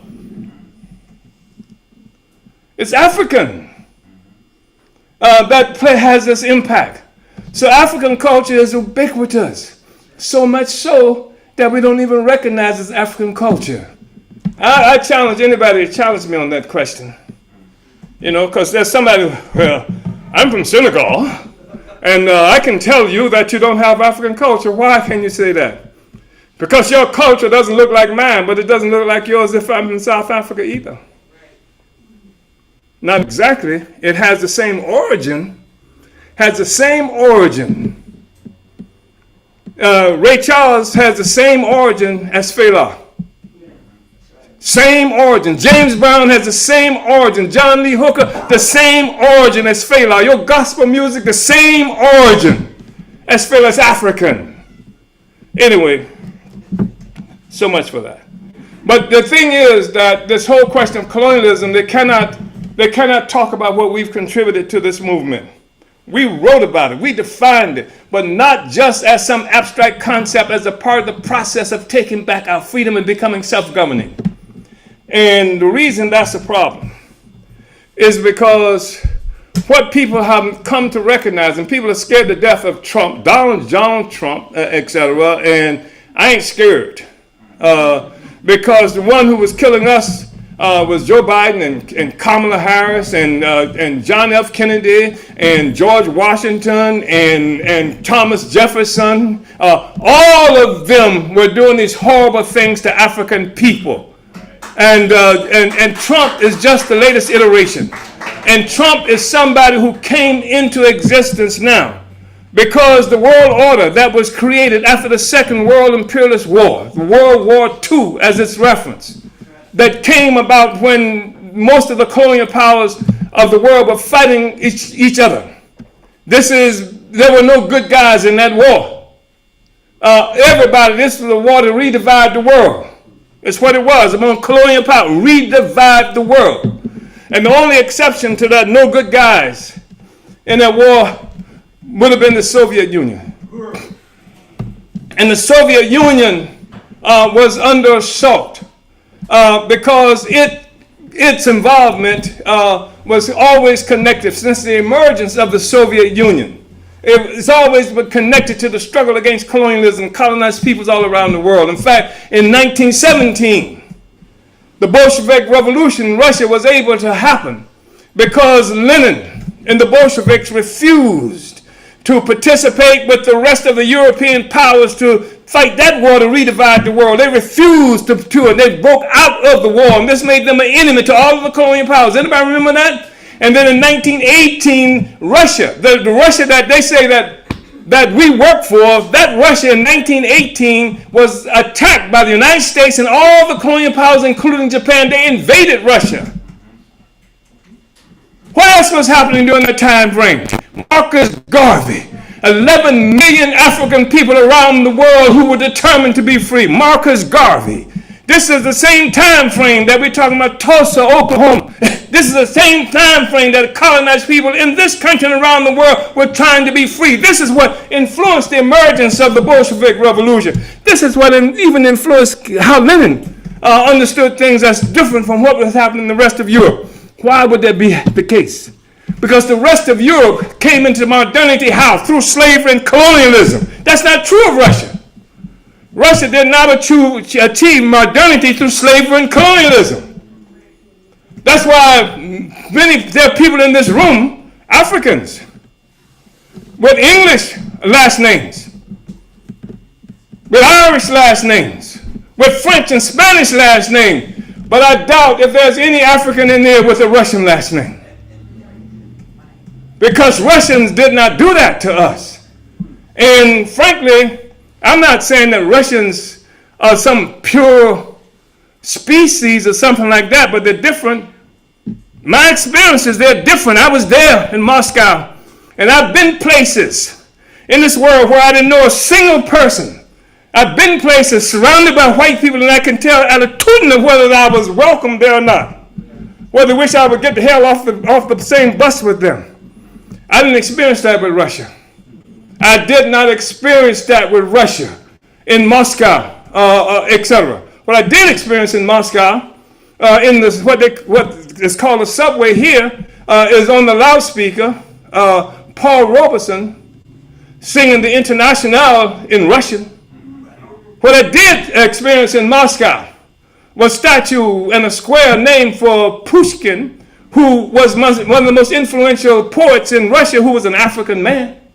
I experienced what used to be Patrice Lumumba University, that was in Russia, that was in Soviet Russia.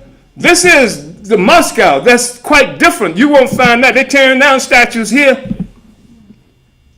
Every time we get a chance, we tear down a statue. But in Moscow, it was all right, the statues that I saw. So there's a difference. And then in Moscow, when they made this war, in the Second Imperialist World War, the U.S. for a while, you know, it was Russia who won the Second Imperialist World War, who defeated the Nazis. It was Russia. It was Russia. It was Russia that defeated the Nazis. They lost 27 million people fighting against the Nazis. The Russians did that. It was the Russians who seized Berlin, Germany, and replaced that swastika with the hammer and the sickle. It was Russia who did that. And the United States didn't even enter the war until the last minute and claimed won World War II, etc. Russia paid that price. And Russia was significant, and the United States didn't enter for partially because they wanted Russia and Germany to destroy each other, to weaken each other, so that the United States had full sway over everything. And when Russia came out of that on top, it was a problem for them. They had great meetings and great photo ops with Churchill and Stalin and Roosevelt, etc. But as soon as it was possible, and as soon as it was clear that Russia was not going to go down the same road they were going down, Russia became an enemy. And then they created this thing that was called the Atlantic Charter, the Atlantic Bloc. And the Atlantic Bloc included all the colonial powers. And it was partially created to isolate and destroy Russia when possible. This was a means by which the colonial powers would create a democratic process through which they would control the world, the colonized peoples of the world. So that it wouldn't be necessary for them to go to war with each other anytime they wanted to get this piece of land, that piece of land from that place or that place. They had a democratic process. They called it, at this instance, the United Nations. Before then, it was the League of Nations. And the League of Nations, United Nations, as you know, is it's a rigged organization with only a handful of countries being able to, with how many, 100 and how many, 40 some odd countries, 50 some odd countries supposed to be a part of it, with only 4 or 5 of them having the right to veto anything that the General Assembly puts forth. They can veto anything. And initially that was the United States. That was, who else was that? Russia? Who else was that? Say it again. China was, but China, that was the Chiang Kai-shek. That was Kuomintang China. That was not free China. That they had, that was a lickspittle China.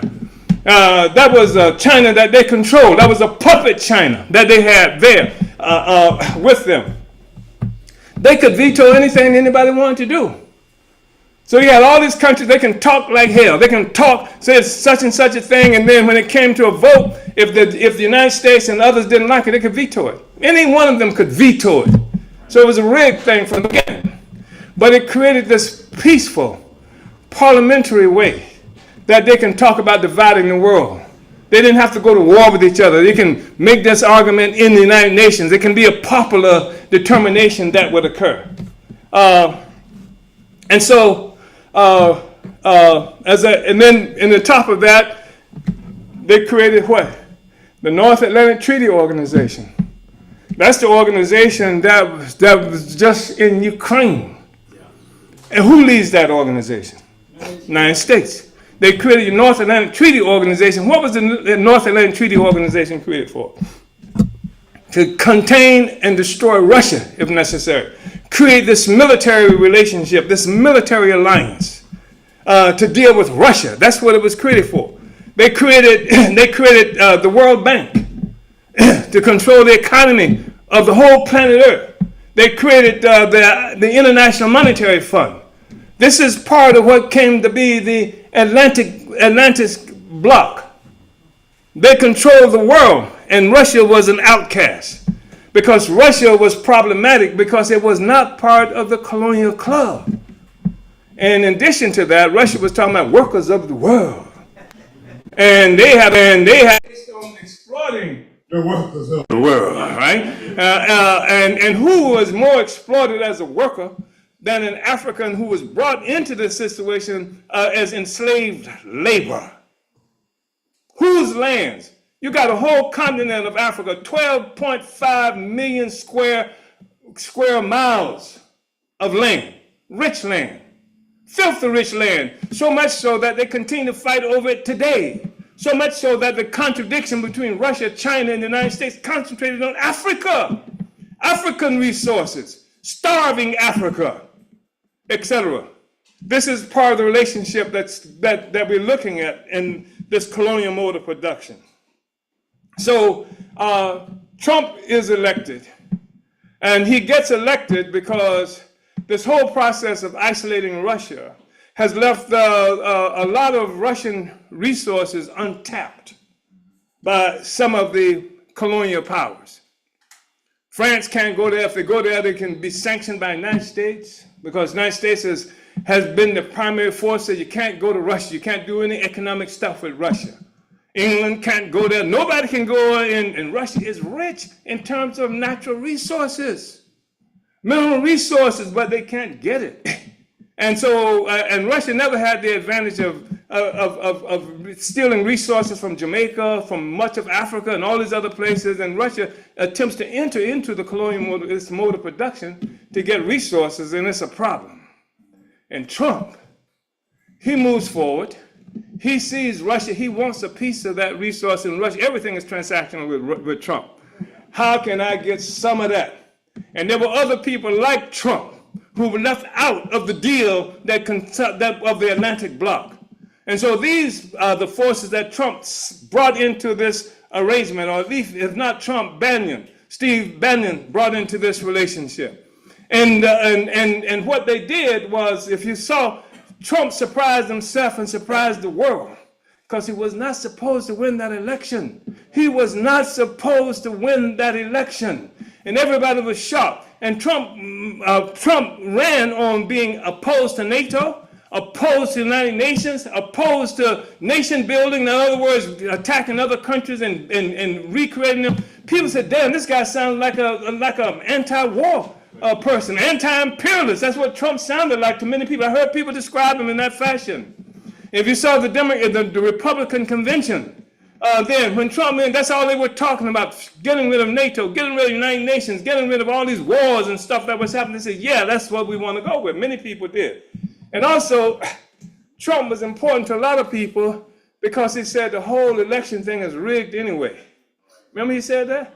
He said, I know it's rigged because everybody who you're looking at, they've been paid for by the rich. He said, I know because I used to pay them myself. That's what he said. He said, when my daughter got married, I told Hillary Clinton, come show up, and she was there. You know, because I paid them to do this stuff, right? He said, it's fake news. The news is fake. It's fake news.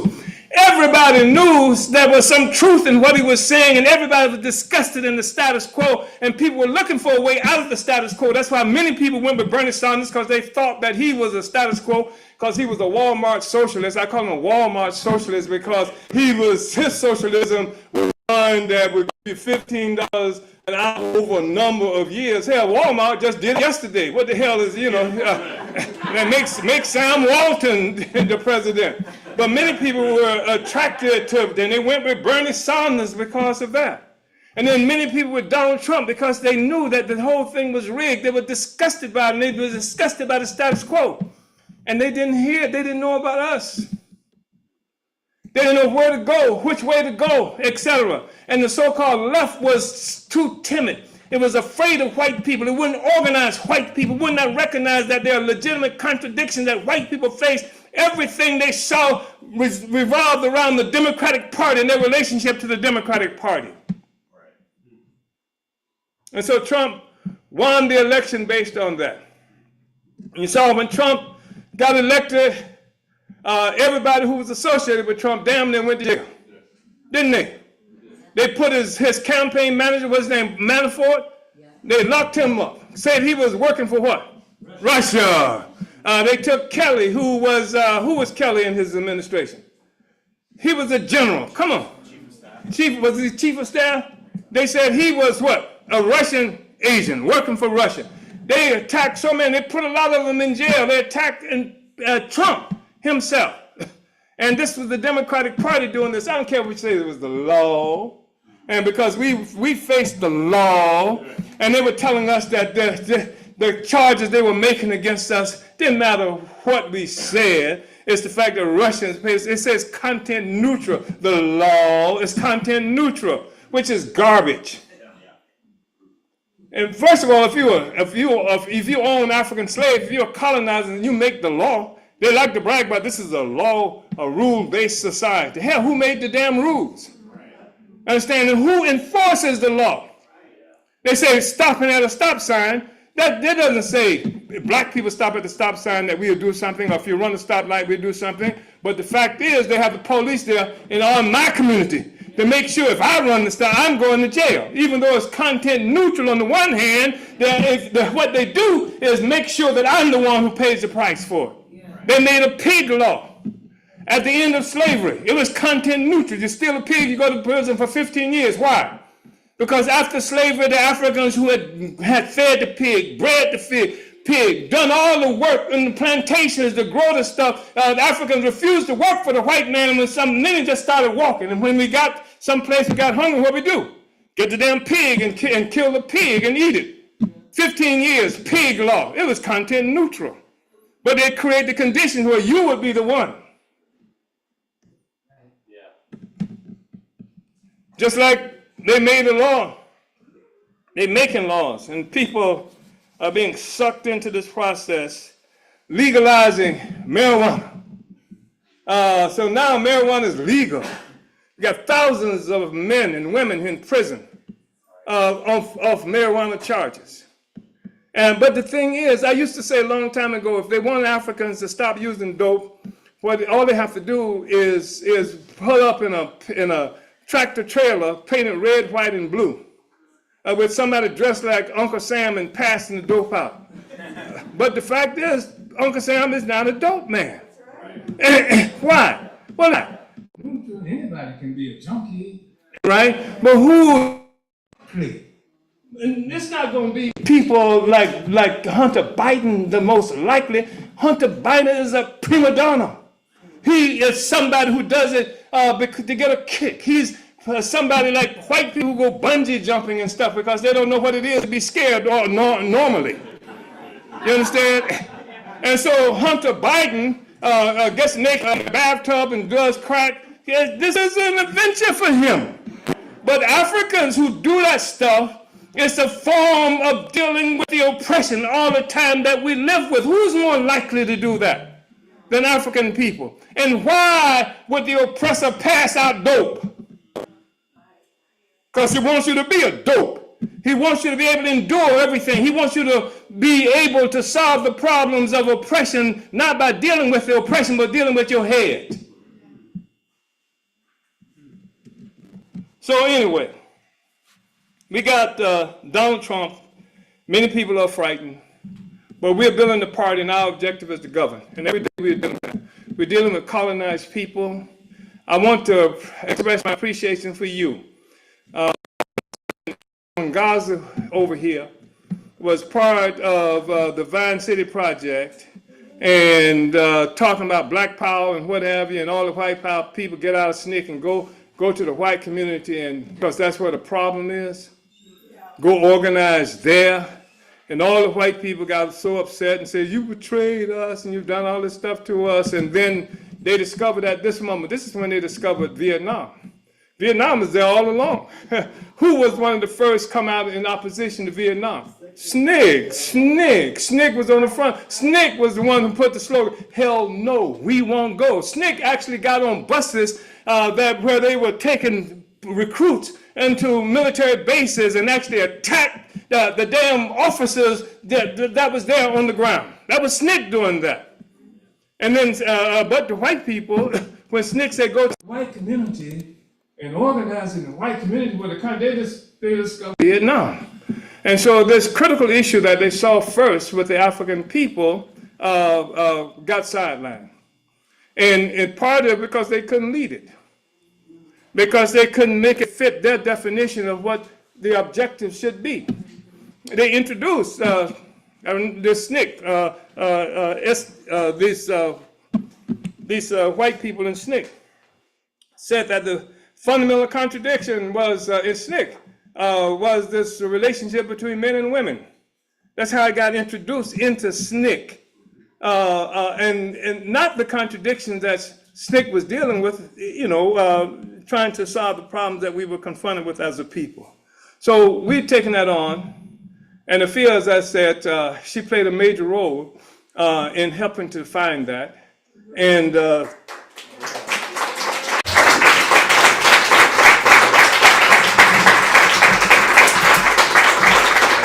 and the African People's Socialist Party, under my leadership, has concluded that the biggest contradiction we face is not the absence of a discussion, but the absence of practice to make freedom happen. Make freedom happen. SNCC also, early on, SNCC, one of the problems they had with SNCC, because even simple slogans that were merged, I think it was NAACP might have had a slogan, freedom, or something like that, and SNCC said what? Freedom now. Freedom now. And can you imagine that, the controversy that came out of SNCC's declaration of freedom now? And that's the thing that brought me to SNCC, among other things. And the thing that brought me to SNCC also was SNCC was an organization of practice. It went to live with the people to help transform the conditions on the ground with the people, recognizing the significance of the people's role in making it happen. SNCC did that. And SNCC was referred to as the saints by even the white people who wrote about them. SNCC, the saints, went into all the most extraordinarily dangerous. SNCC would go into places the NAACP and SCLC wouldn't go. Wouldn't go. They were supposed to be so dangerous. And so that's the organization. And SNCC, in part, despite the tremendous amount of intellectual courage they took into it, and they were courageous. Think about that sometime when Africans talking about they don't want to go into some of our communities now to do work because it's dangerous in the community. I'm telling you, it was not as dangerous as it was going into places in Mississippi and Georgia, South Georgia, Alabama, Florida. It wasn't that dangerous going up against those white people, what you're talking about now. We can organize our people. We have a responsibility to do that. And that's what the African People's Socialist Party is about. We talk about fighting against a system. There's a certain kind of system. We can put to identify. That's why we keep talking about colonialism. It's not just to say that we're smarter than everybody else. If you don't identify the contradiction, you can't solve it. And that you come up with wrong solutions. If you have wrong definitions of what it is you're fighting, you can be the best scientist in the world. But if what it is that you're trying to solve is the wrong damn thing, you just come up with scientific wrong answers. And what we are saying is that the whole system has its foundation. You can't even rebut this. Marcet couldn't rebut this. None of this discussion that we're having now would even be necessary if we were not on stolen indigenous and if we were not stolen African people. And if we were not white interlopers who have become the forces who control this, we have to destroy this relationship. We know what made this relationship.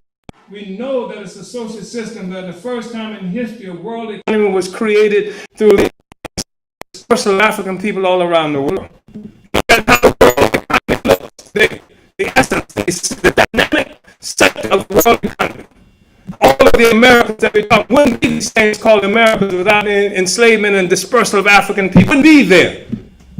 It's characterized by the relationship. That's why there's a Venezuela. That's why there's a Cuba. That's why there's a Puerto Rico. That's why there's a Jamaica. That's why all the assault that was made on African people out dispersal, all these places on indigenous land. Some of the indigenous people wiped out completely during this process. So I'm not here to make this a better colonialism. I'm not here to make this a better colonialism. Colonialism must go. Colonialism must go. People must be free. And this is the road toward the liberation of white people. Because you're trapped in this dialectic. You know, when you talk about dialectics, you're talking about a unity of opposites.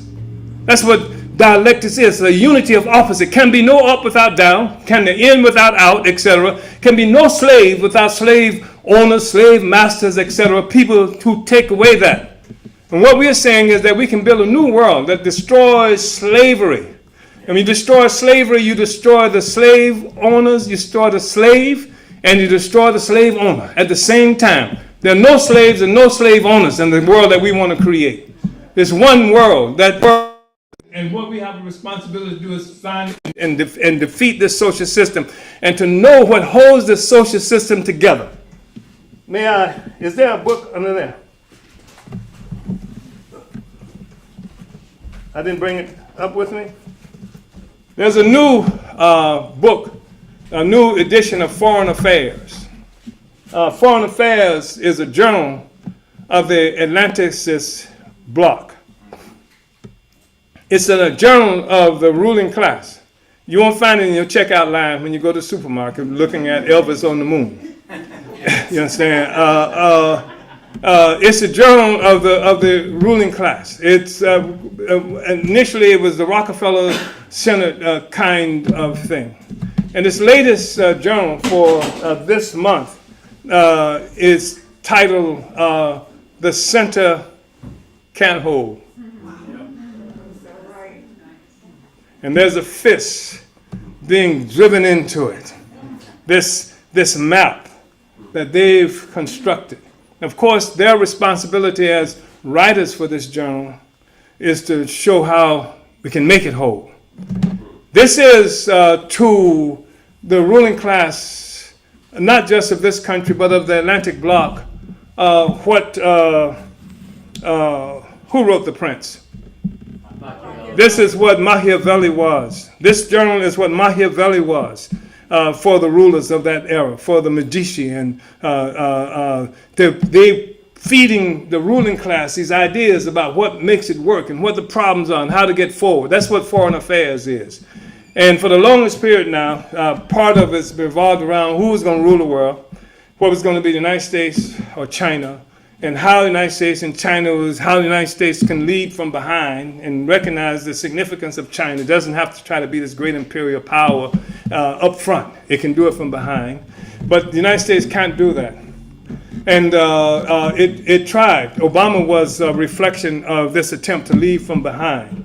But the problem is that the oppressor never wants to be behind. The oppressor has habits, traditions. It's created a certain kind of trajectory that requires it to be on top of everything. So it tried to make deals with Russia, and it tried to make deals with China to do this, but their deals were that we're going to lead every damn thing. Yeah. You know, you can come in, but we're running it. And then set up yours, buddy. You know, they saw the world changing. Neocolonialism is white power in blackface. It exists here in St. Louis on a local level.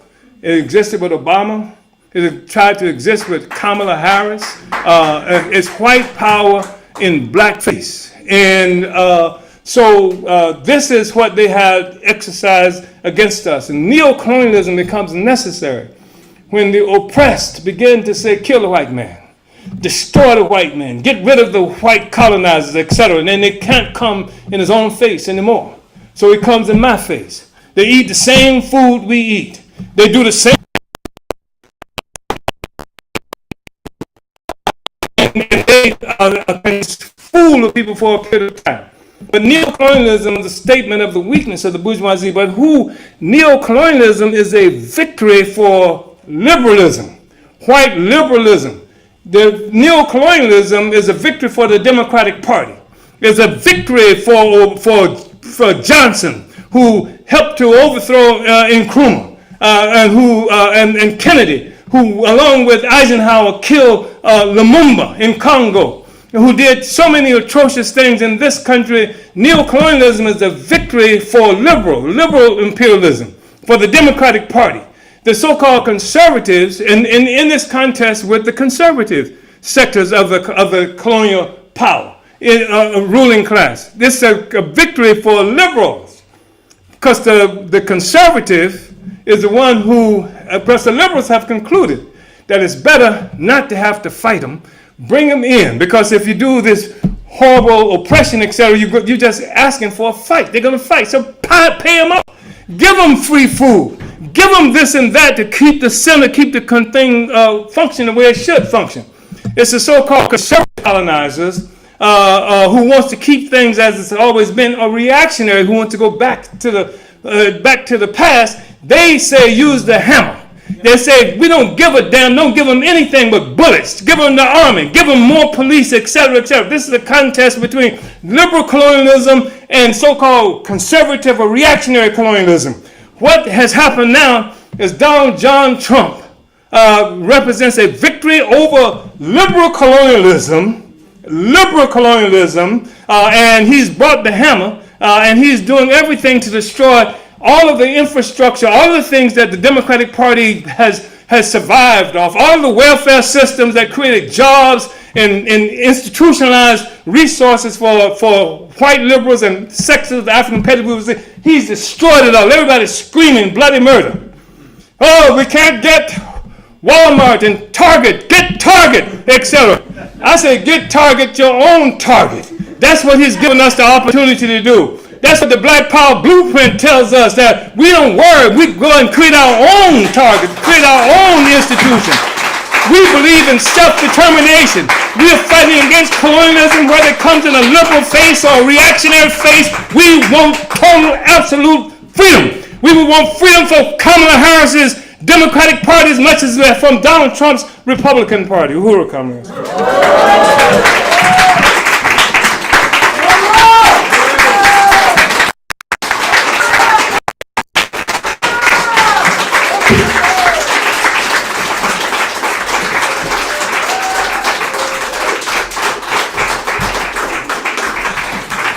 Woohoo! Let's hear it for Chairman Omali Yeshitela. Our leadership. Uhuru, that was such a powerful, powerful presentation, Chairman. I just want to salute you for giving us as white people this opportunity to take this stand, to become black power in white face. And just thank you for being the person who introduced me to the concept that genocide, when it was happening to African people, to indigenous people, was normal.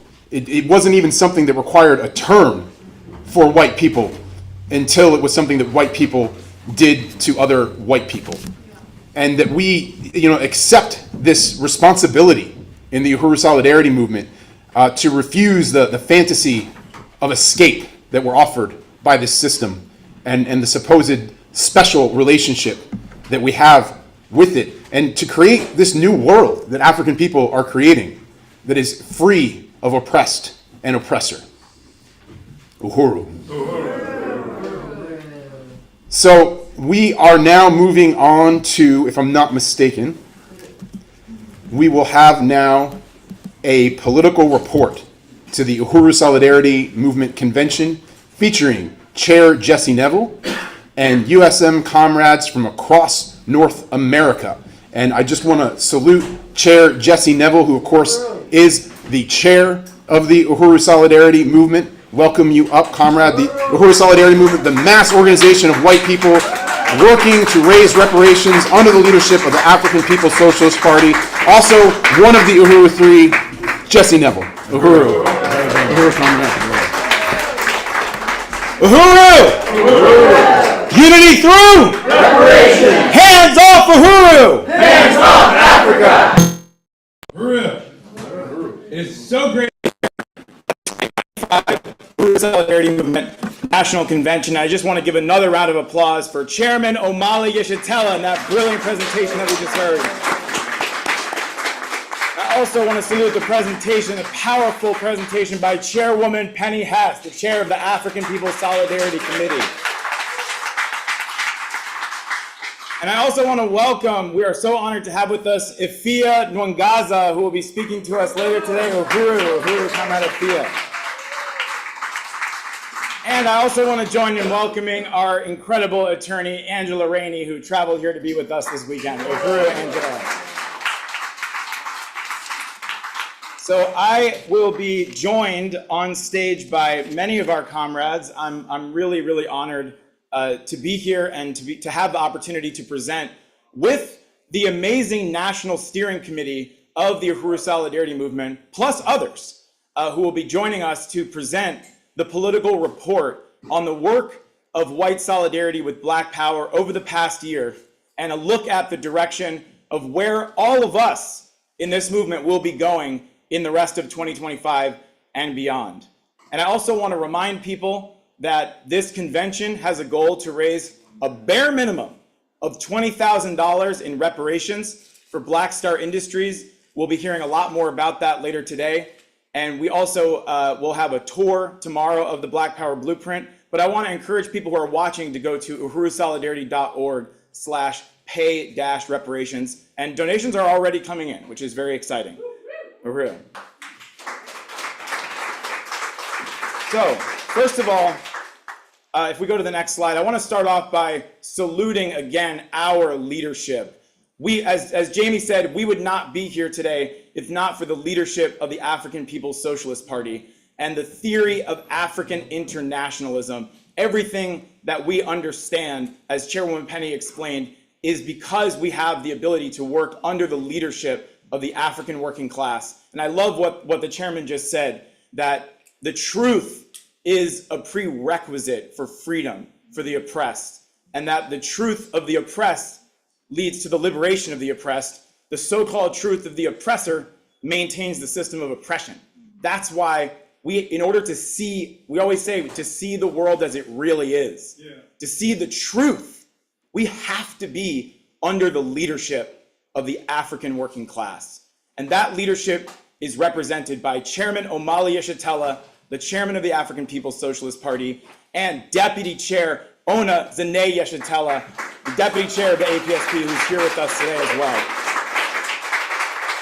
And Deputy Chair has brought to us, this is a little teaser, a profound and brilliant new campaign, a new direction for the Uhuru Solidarity Movement this year that we are so excited to embrace and carry out and bring everybody into the process of carrying this out.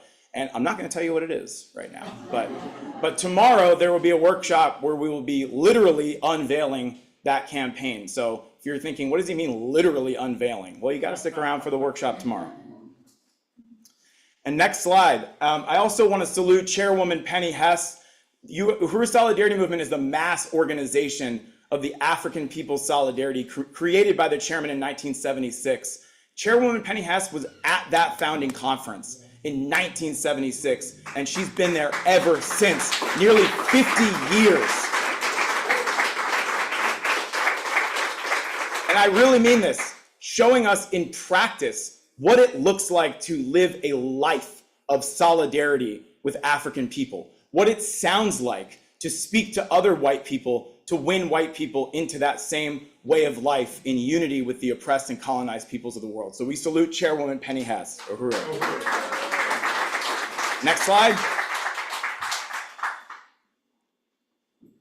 And I am so happy to salute those who will be joining me in just a moment, the incredible leaders of the Uhuru Solidarity Movement National Steering Committee. And this is an incredible group of comrades. I am so honored and lucky to work with this incredible group. And before I introduce them and salute them, I want to mention somebody who may as well be in the National Steering Committee for all of the critical roles that she plays in the work of USM, and that's Comrade Leah Fifield. Uhuru. And we'll be hearing from Leah several times today and tomorrow on this program, but Leah was also the project director for this convention and did such an amazing job and does on so many different fronts and really takes a powerful stand.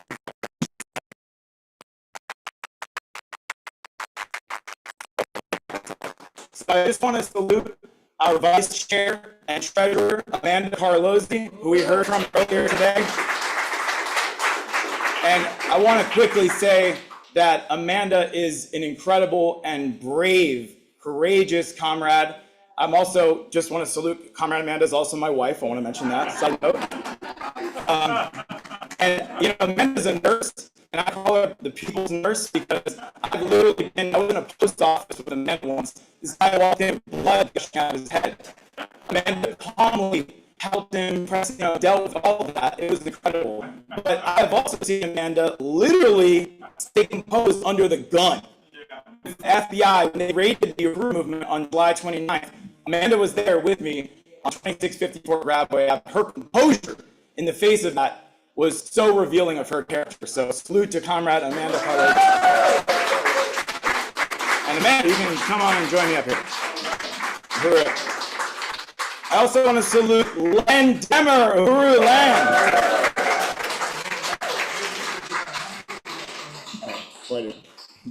I think there people are kind of coming up in shifts, but however you want to do it. Well, am we good? I think you're good. Yeah, you're good.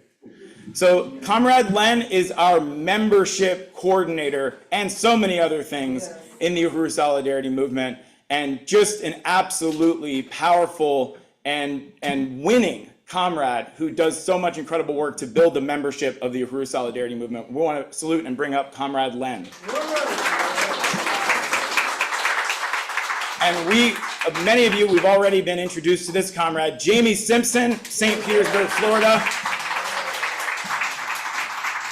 And Jamie did not come here alone. He brought comrades with him from St. Petersburg, Florida and the surrounding areas. He's an amazing recruiter and organizer. We salute you, Comrade Jamie. And joining us from Minneapolis, we have our NTU volunteer coordinator, the amazing Sarah Ritterspa. Uhuru, Sarah.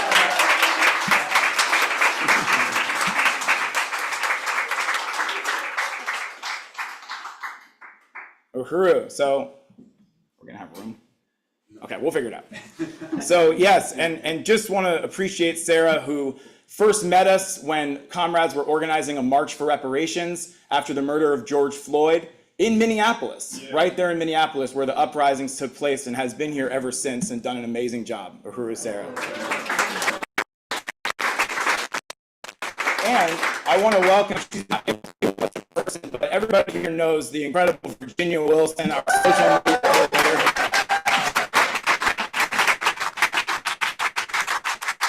Louisville, Kentucky, she has such an infectious love for the African People's Socialist Party and the Uhuru movement, and we love Comrade Virginia so much. Yes. We also want to welcome up here Dylan from Columbus, Ohio.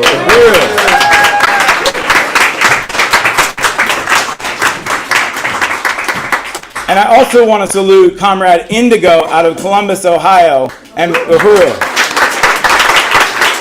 And these comrades just reminded us that the first time we met them was a year ago today at the USM National Convention.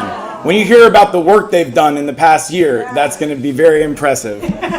And I really want to profoundly salute Wendy Snyder in Oakland, California.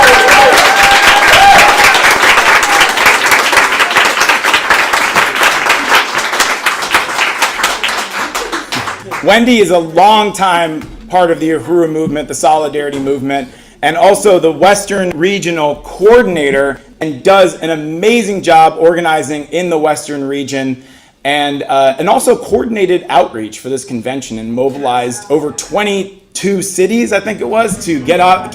And salute to all of you who did outreach for the USM National Convention.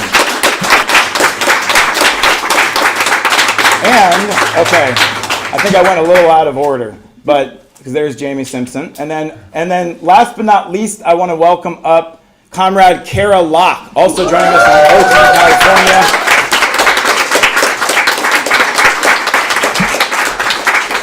Kara does so much incredible work on the ground in the Bay Area, and has also taken on the role of coordinating the Reparations Legacy Project, which is the main campaign of USM in this period.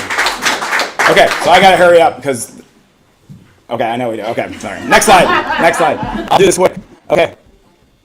There we go. So we want to salute the victory of the Uhuru 3 anti-colonial free speech. And the chairman summed this up so well, and Chairwoman Penny did as well. But I was thinking earlier today as we came in here that if the U.S. government had their way, Chairman Omali Shatella and Chairwoman Penny Hess and myself would not be in this room at the USM National Convention. And it was just very powerful to think about that. The fact that we are here, that the chairman is sitting right here, is a testament to the power of the African working class, the power of the people.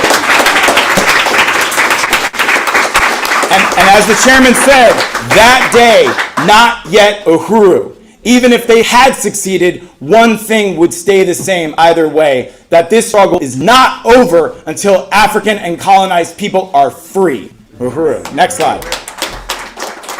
So Uhuru Solidarity Movement will be embarking on a major campaign this year to win white people, including those white people who are seeing what's happening under the Trump administration and crying about or despairing about so-called fascism, as the chairman said, to recognize that that's just when white people fear that something might happen to us that happens all the time to African and colonized people, and it's called colonialism.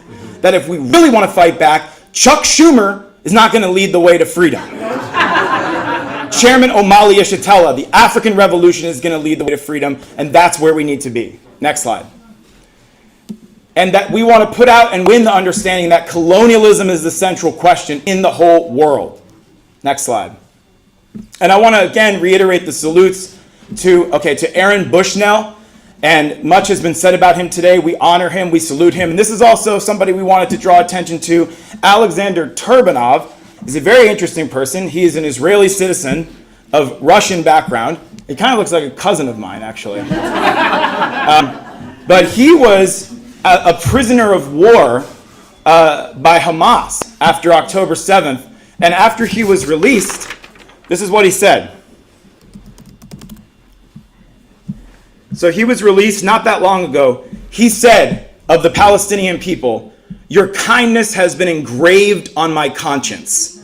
During the 498 days that I lived among you, despite the aggression and the crimes you have been subjected to, I learned the meaning of true manhood, pure heroism, and respect for humanity and values. You were the besieged, I was the prisoner, and you were the protectors of my life. You took care of me like a caring father would take care of his children.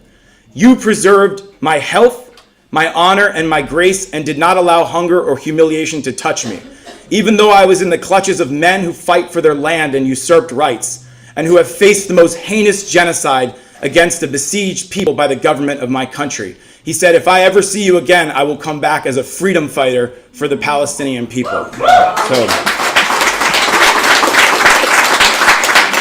this shows us what is out there. We have to go out there and win the Bushnells and the Turbanovs and all of the white people out there who want to stand on the right side to join the Uhuru Solidarity Movement. Next slide. And we also want to salute Mahmoud Khalil, who has been arrested for speaking out in support of the Palestinian people, his people, and say victory to Palestine. Free Mahmoud Khalil. Uhuru. Next slide. And victory to Leonard Peltier. Victory to the indigenous people. Down with colonialism. Next slide. All right, so now I'm going to bring up Comrade Vice Chair Amanda Carlozzi to talk about our goals, and then we will be hearing from the membership office, the Reparations Legacy Project, and all of the regions of the Uhuru Solidarity Movement. Uhuru.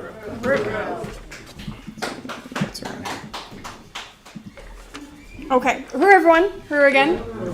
So we have, this first goal for 2025 is to build USM as the most recognized, influential organization for white people who want to stand in solidarity with Africa and oppressed people's struggle for colonialism and reparations. So we're going to be launching major promotions campaigns on social media, in the media, the Reparations in Action podcast, doing drops, putting up posters, tabling, flyering, hosting events, and going on tour all around the world.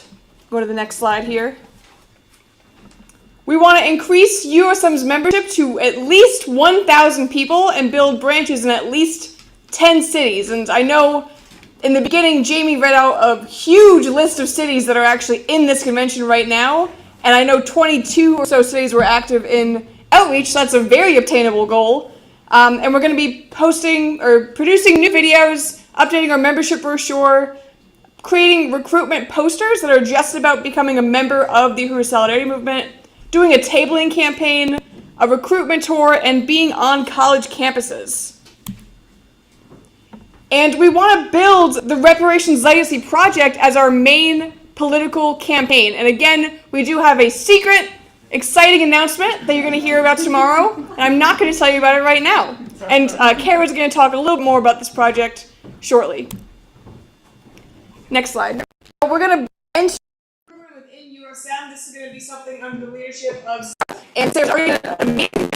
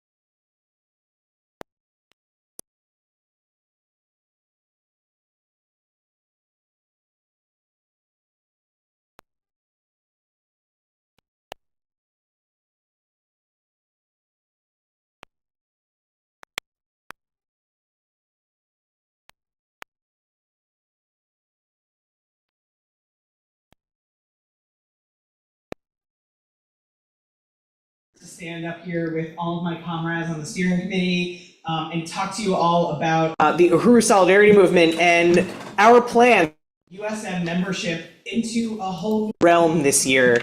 So first of all, I just want to say, raise your hand if you're not yet a member of the Uhuru Solidarity Movement. Don't be shy. I see one hand. All right, that's awesome. And I think there are probably some others out there that are not yet members, and I emphasize yet. But we want you to become a card-carrying member of the Uhuru Solidarity Movement. Today, by the end of this presentation.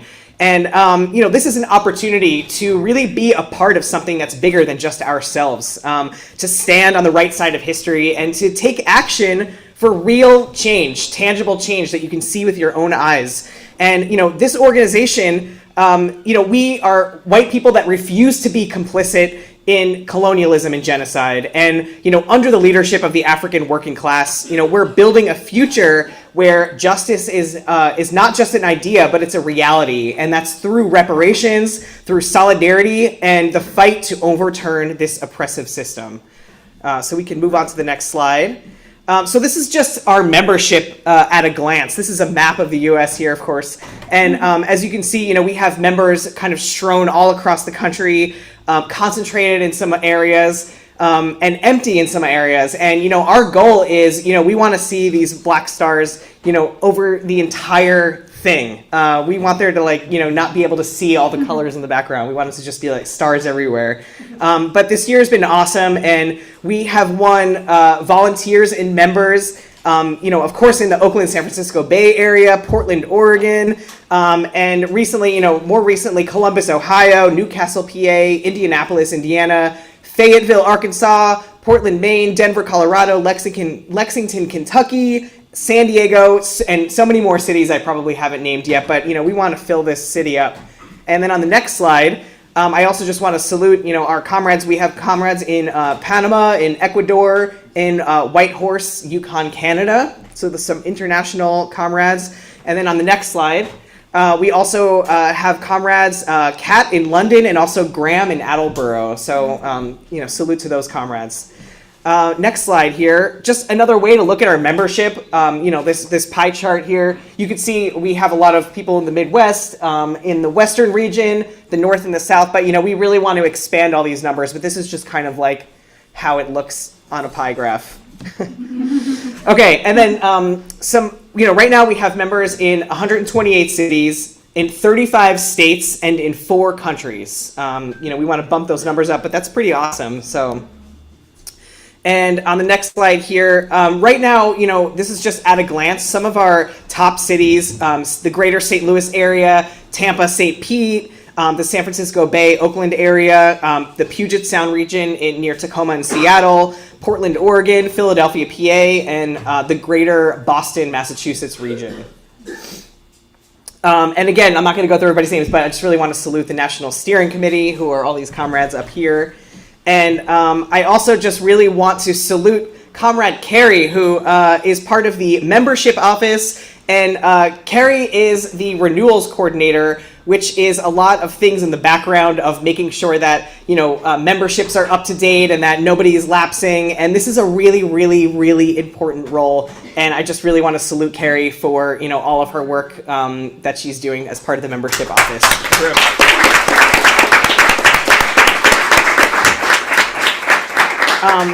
And on the next slide, this is a very clever graphic here, but we really want to grow this committee. We want there to be too many slides that we don't have enough time to go through all of them because all of your faces are on them. And the membership office is looking for someone to be a part of the recognition team. We really want to shout out our volunteers and make sure that they feel appreciated because they so deeply are.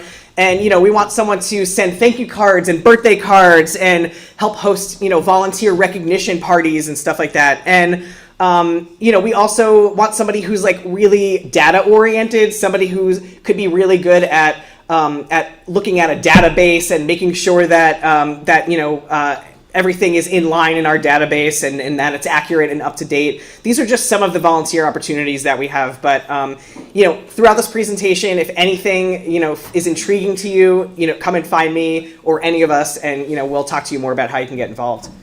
All right, next slide. So we do have some contradictions here in the membership office. One of them is retention. We meet so many people on so many different outreach opportunities and tables and everything, but we really want to be able to move those people from just contacts to become members and active members of the Uhuru Solidarity Movement. And we want to make sure that year after year they continue to renew their membership and they stick around and they become invested in the fight against colonialism and they view this as their struggle as well. That's part of retention.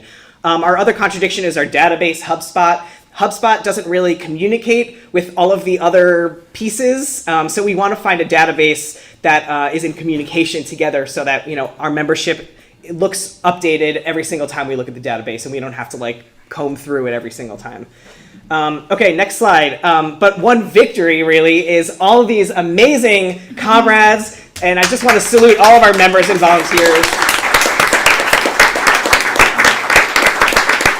These are just a handful of active members, and everybody has been so busy, holding outreach tables and doing flyer drops and postering all around the country. It's been amazing, so we want to continue to build this slide and put more faces up there if we can.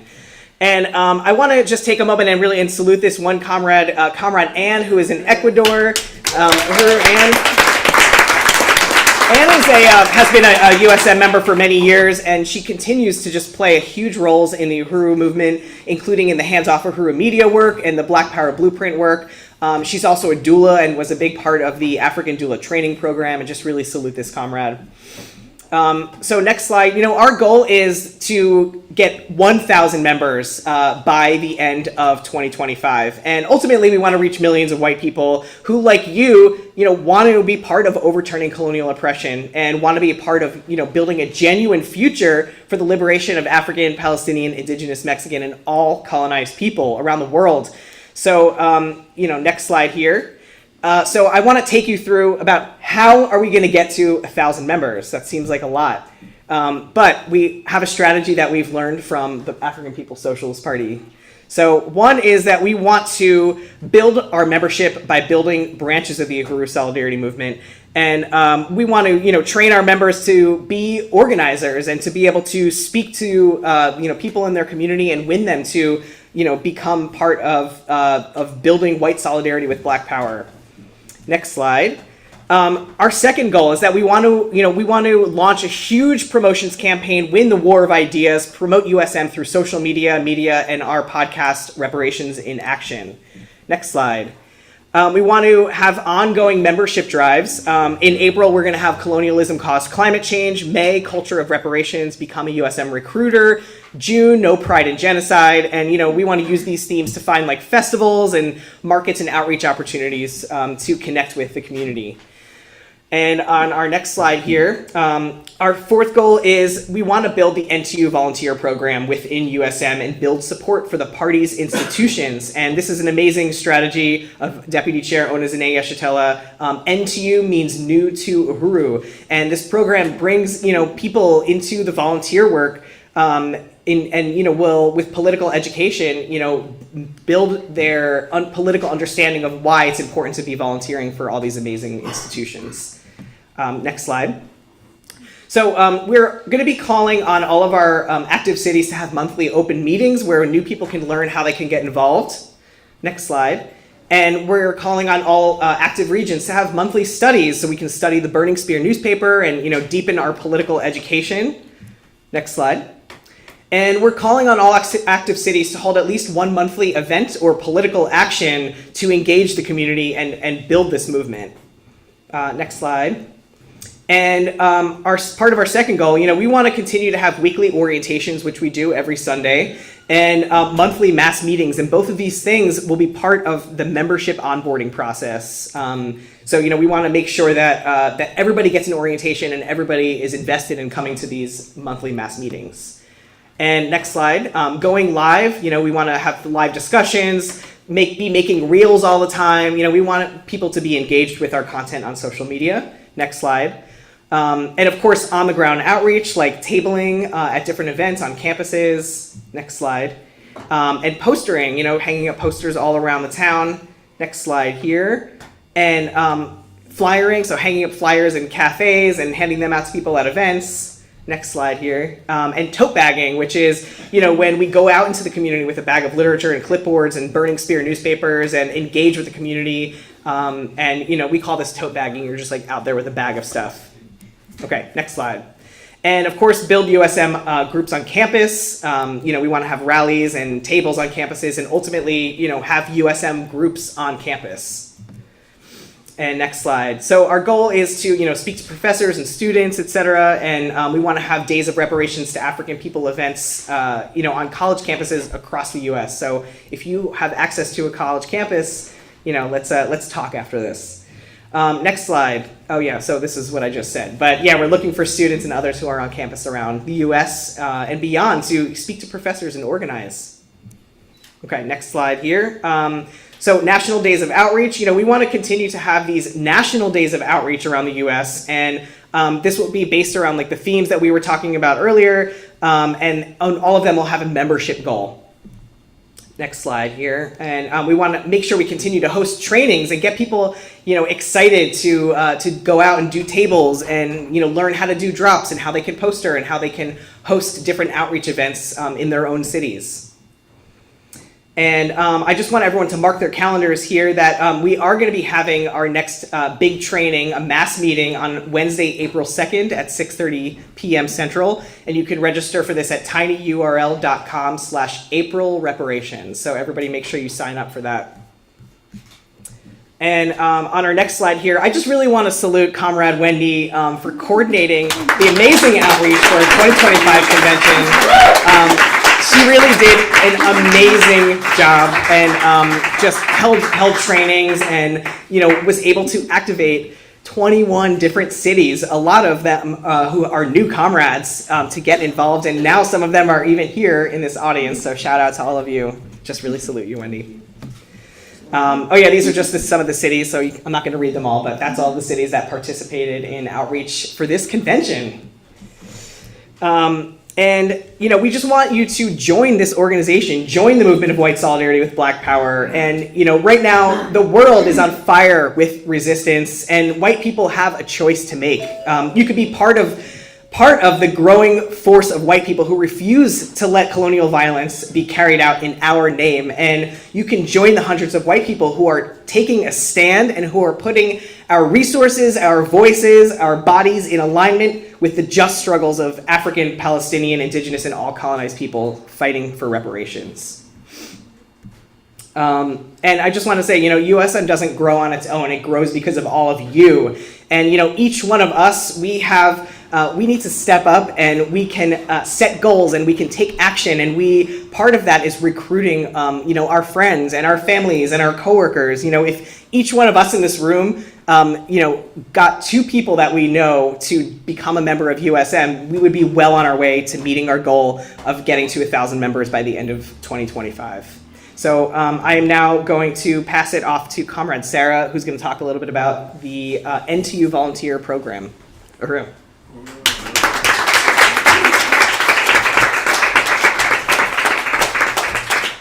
All right, uhuru, everybody. Unity through? Reparation. There it is. Everybody having as good a time as I am so far? Yeah. First and foremost, I want to acknowledge all of the work that has gone into organizing this convention. It has been done 100% by volunteers. Not a single person who has put this together in organizing, in logistics, in anything has been paid. They're all doing this because they are members or volunteers under this leadership of Comrade Len of the membership office, Chair Jesse, Vice Chair Amanda, and of course our leadership of the African People's Socialist Party. So a huge salute again to everybody who put this together. So my name is Sarah Ritterspa, and I have the honor of being the National Volunteer Coordinator for the NTU Volunteer Program of USM. And my job is made pretty easy because of the work done by the Office of Deputy Chair. What 2025 is all about is following in that example of what they've already done with a proven track record for recruiting and retaining volunteers. We can go ahead to the next slide. So a huge salute to Deputy Chair Onizane Yeshatela, who leads the NTU Volunteer Brigade and has really been a trailblazer in not only gaining volunteers around the country for the Black Power Blueprint, for everything that the African People's Socialist Party achieves. And we are so excited in USM to just follow in this example and build an NTU program much like that of the Office of Deputy Chair. All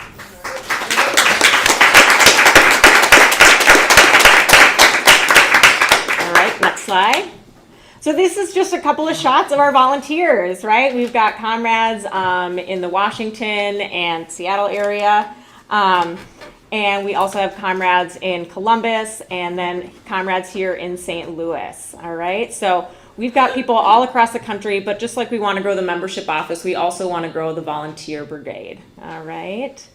So you might be wondering what volunteering looks like, and we've talked a little bit about it. Comrade Len talked about all the things that we do: tote bagging, flyering, postering, drops.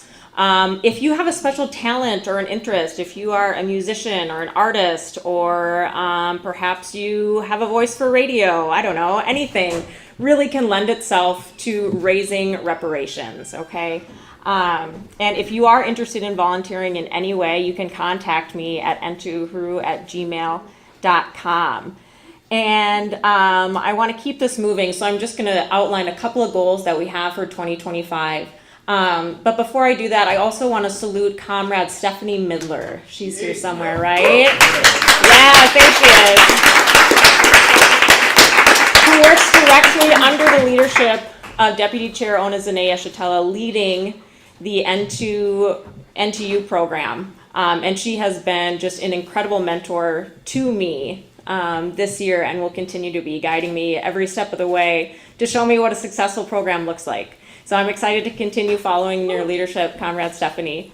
And some of our goals this year include, this is where my notes come in, consolidating a dedicated coordinator and team. So I'll have a team working under my leadership as I work under the leadership of the Office of Deputy Chair and Comrade Stephanie. So we have dedicated kind of coordinators across the country that will be keeping in contact with our volunteers as they go out and do their work. We also want to implement a sustainable recruitment and retention strategy, just like ODC has done, and then formalize the training process for volunteers across USM. So right now we kind of have the bare bones of training for volunteers, but we want to specialize that depending upon what folks are going to be doing and where they will be in the region. So we've already put together our team, our coordinator and membership team, so we are super excited about that, and we'll continue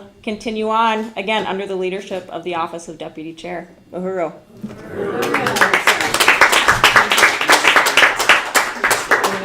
The next slide, just if you could just. Oh, yeah, I can read that.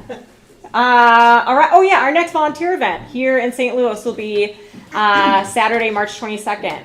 So next Saturday, just right outside here. We'll meet here at the Uhuru House, and volunteer projects are going to include baking, preparing, the Gary Brooks Garden for spring planting. Yes, right, time to get all that back up and running. So if you are interested, please sign up at blackpowerblueprint.org/volunteer. Uhuru.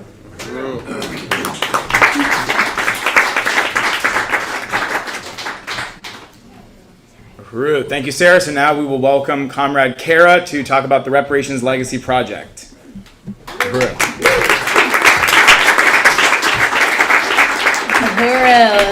everyone. I have the honor of leading or being chair of the Reparations Legacy Project, and as Chair Jesse said, we have some surprises for you tomorrow, so you need to stick around, but I'm just going to give you an idea of what the Reparations Legacy Project is all about. I do want to salute my leadership, Chairman Omali Yeshatella, Deputy Chair Ona Zanea-Yeshatella, Chairwoman Penny Hess, and of course Chair Jesse. And this Reparations Legacy Project is amazing. It's a campaign of the Uhuru Solidarity Movement that organizes white people with financial, generational, and social wealth to take a stand in repairing the economic and social damage of enslavement and ongoing exploitation of African people. We do research and outreach to win white people to redistribute resources toward the Black self-determination programs of the Uhuru movement, including the Black Power Blueprint, as called for by our leadership in the African People's Socialist Party. Reparations Legacy Project will be in the major focus of USM's work in 2025, and we are calling on everyone here to get involved in building this project. Next slide. As I said, we salute Chairman Omali Yeshatella, our leadership, and who has been fighting uncompromisingly for 50 years to make reparations a household word. Tomorrow, in our full workshop on RLP, we will be hearing from Chairwoman Penny Hess and showing some powerful videos that illustrate the more than 5 decades of work by Chairman Omali Yeshatella to build the mass movement for reparations as a revolutionary demand. Deputy Chair Ona Zanea-Yeshatella, the visionary and genius behind the Black Power Blueprint, has fought for the USM to embrace the RLP campaign. This year, 2025, the party has another brilliant strategy for RLP, and it will be unveiled tomorrow. It is very exciting. It will transform our work, and we are looking forward to presenting it to you in our workshop tomorrow. Next slide. So the scope of our work for RLP is, one, we are going to be promoting the stand of reparations as a revolutionary demand versus charity or philanthropy. Number two, we will be building the personalized reparations outreach and engagement team, which will identify and reach out to the potential funders for the work of the Uhuru movement. Join that team. Number three, we want to win grants for the work of the Black Star Industries and the Black Power Blueprint, and we have a mighty, mighty grants team, as Chairman or Deputy Chair always says, here in this room. And number four, building an exciting new front for reparations in a massive way in 2025 to be unveiled tomorrow. Next slide. Reparations legacy donors. Okay, that could be anyone. CEOs, corporations, white people who stand to inherit the wealth, white people who learn of their ancestors' involvement in slavery, the tech industry, celebrities, and more.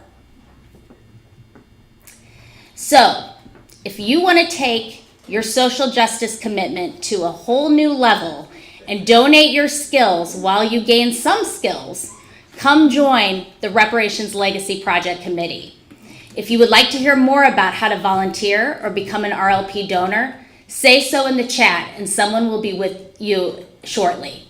Our email is info@reparationslegacy.org.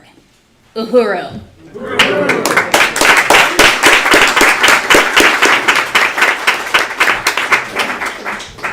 Oh, I'm next. Okay.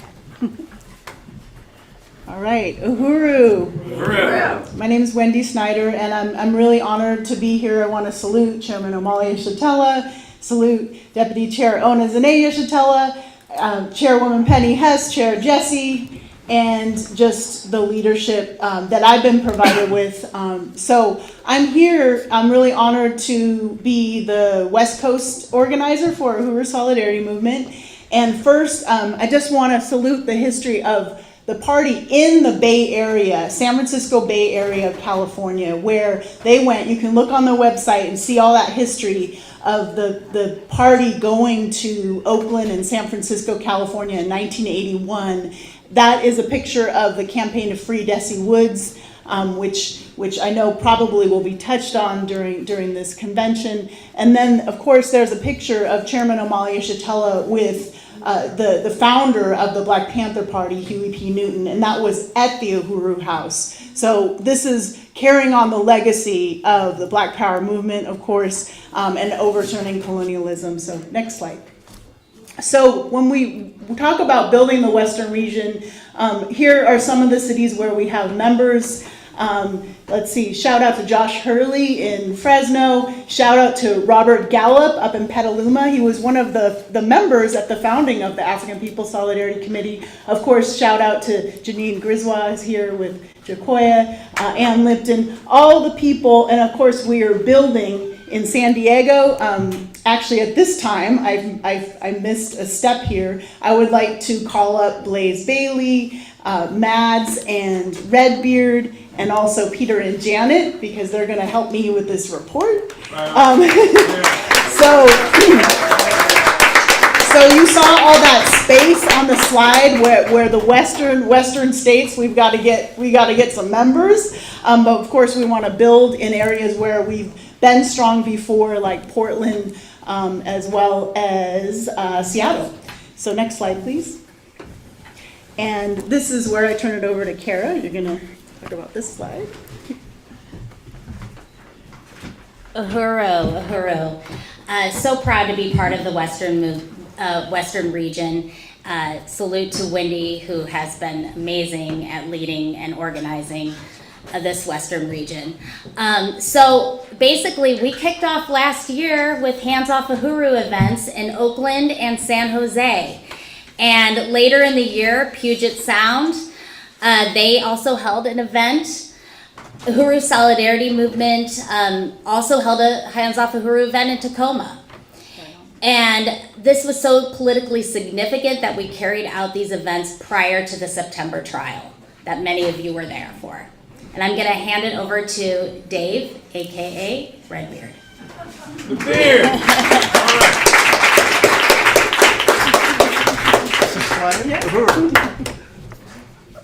So this is slide 3. This is slide 3.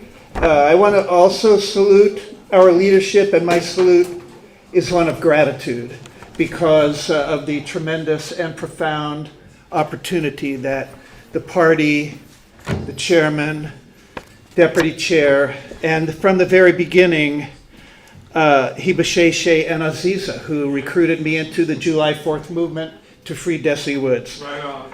So we did a lot of outreach. We did a lot of outreach at the mime troupe performances in the SF Bay area. Handed out a lot of flyers. We got good response from the mime troupe themselves at the stage, who encouraged that. And we attended many actions in support of Palestine and against NATO. And our job is bringing the colonial contradiction out to the masses of people in our area. I would like to bring up Janet and Peter to talk about the work they've been doing in the Puget Sound area.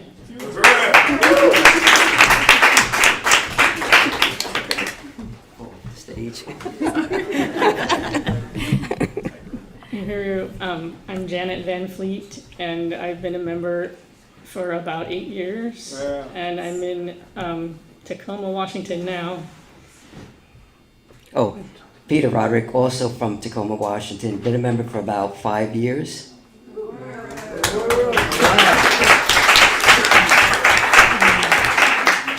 We are grateful for the leadership of Chairman Omali Yeshitela, Deputy Chair Ona Zene Yeshitela, and Penny and Jesse of USM and African People's Solidarity Committee for informing us and leading the way. And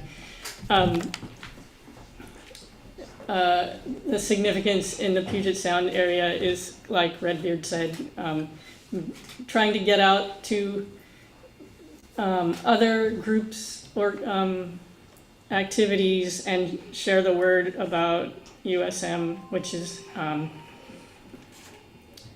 growing in, that people are growing in awareness, but it's not much known in the Northwest yet at this point.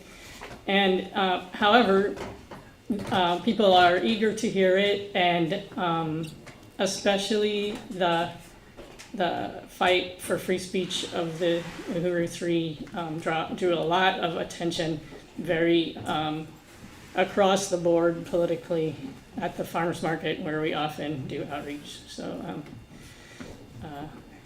there to spread the word and invite people in Uhuru. And I just want to add, I salute everyone that's here, the leadership. I live in Tacoma, Washington, the Hilltop neighborhood, which is primarily a black, working class, poor section of our city. And I'm heartbroken every day to see the current development of building condos and high-rise buildings all throughout that neighborhood. I'm inspired by what's being done here with the Black Power Blueprint, because we need it desperately in my neighborhood to save our neighborhood from the development that is coming every day, taking over everything and messing up our city, which was always there for the working class black community. Uhuru. Uhuru, I really want to appreciate all that work that you've been doing. And next slide is just to acknowledge that many of us traveled to the anti-colonial free speech rally and the trial of the Uhuru 3. And we were really honored to do that and actually do some outreach prior to the trial. So yeah, just wanted to acknowledge that. Next slide, please. And now I'd like to bring up Kara and Mads to talk a little bit about the reparations and action work that we've done in the different areas. Uhuru, yes, so we have done some different types of projects basically for reparations, and really anything goes. One thing that we did this year was held the 3rd annual yard sale. And you can see Janine and I up there with our table. And we actually made over about $1,000 in that yard sale. So it was to get back to the party and go towards the Black Power Blueprint. And also, Wendy held an art party, and you can see Comrade Redbeard with his Vietnam shirt, and he's singing a song that we are going to be singing later on for the culture night, so stay tuned. Now I'm going to turn it over to Mads. You can go to that last slide. It's the same slide. I'm Mads. I'm from the Tacoma area. I just want to salute the chairman, DC Ona, my leadership.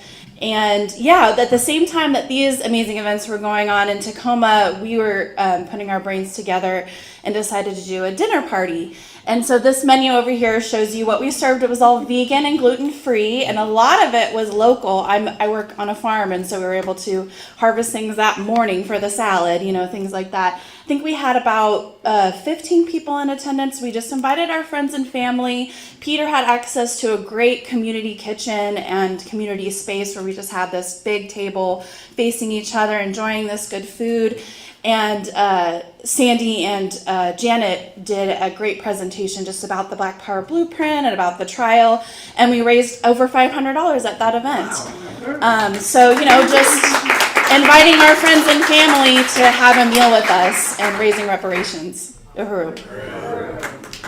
Thank you, Mads, and that's really a good reminder for me to plug. Just if you're out there and you're in the Western region, we really want to hear from you. We want you to join the Uhuru Solidarity Movement, join this work, connect with us. If you're here today in person, talk to us. If you're on Zoom or watching on YouTube, please get in touch because we want to build in all cities around the Western region. Next slide. This is just to salute Comrade Janine and Comrade Kara and Comrade Thomas Witz, who joined Chair Jesse Neville and President Odom from the International People's Democratic Uhuru Movement. This was in Los Angeles at the Black People's March. So that was last November, I believe. Yes. Next slide. And then over to you. We participated in the reenactment of the trial. And I have to say, I didn't want to do it. DC Ona made me do it. And also, many of us from the Western region went to the trial and then came back for the sentencing hearing. Now, it was an awesome experience. Yeah, and also we participated in the reparations telethon. I just had that in there. Next slide.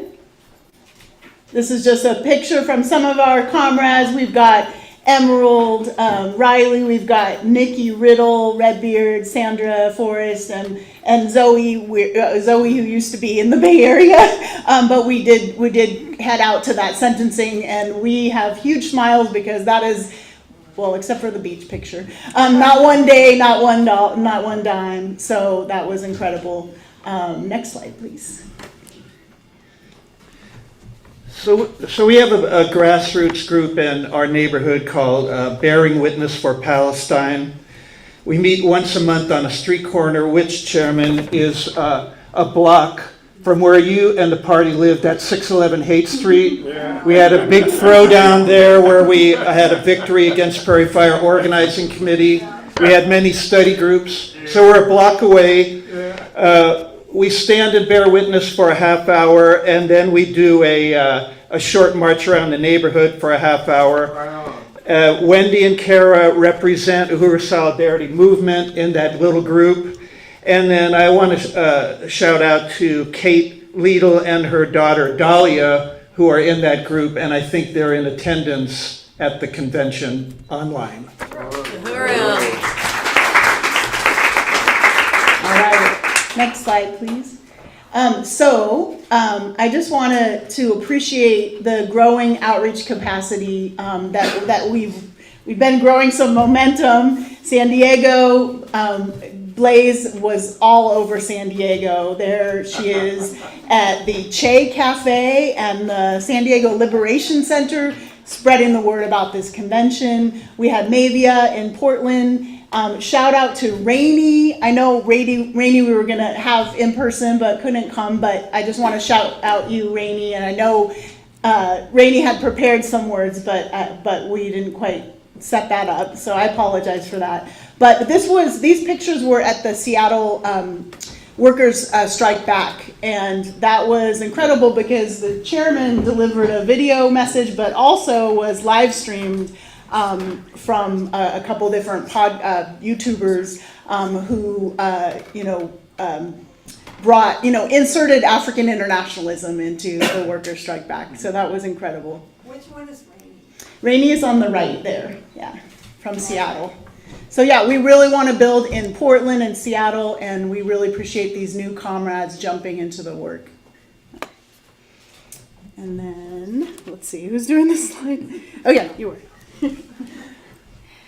Uhuru, this slide just shows you the outreach work that we've been doing, just again under Wendy's leadership, and you can see how much we've expanded, and we just want to keep getting out there. And again, we want to recruit over 1,000 members this year, and this is just the beginning. Uhuru. Uhuru.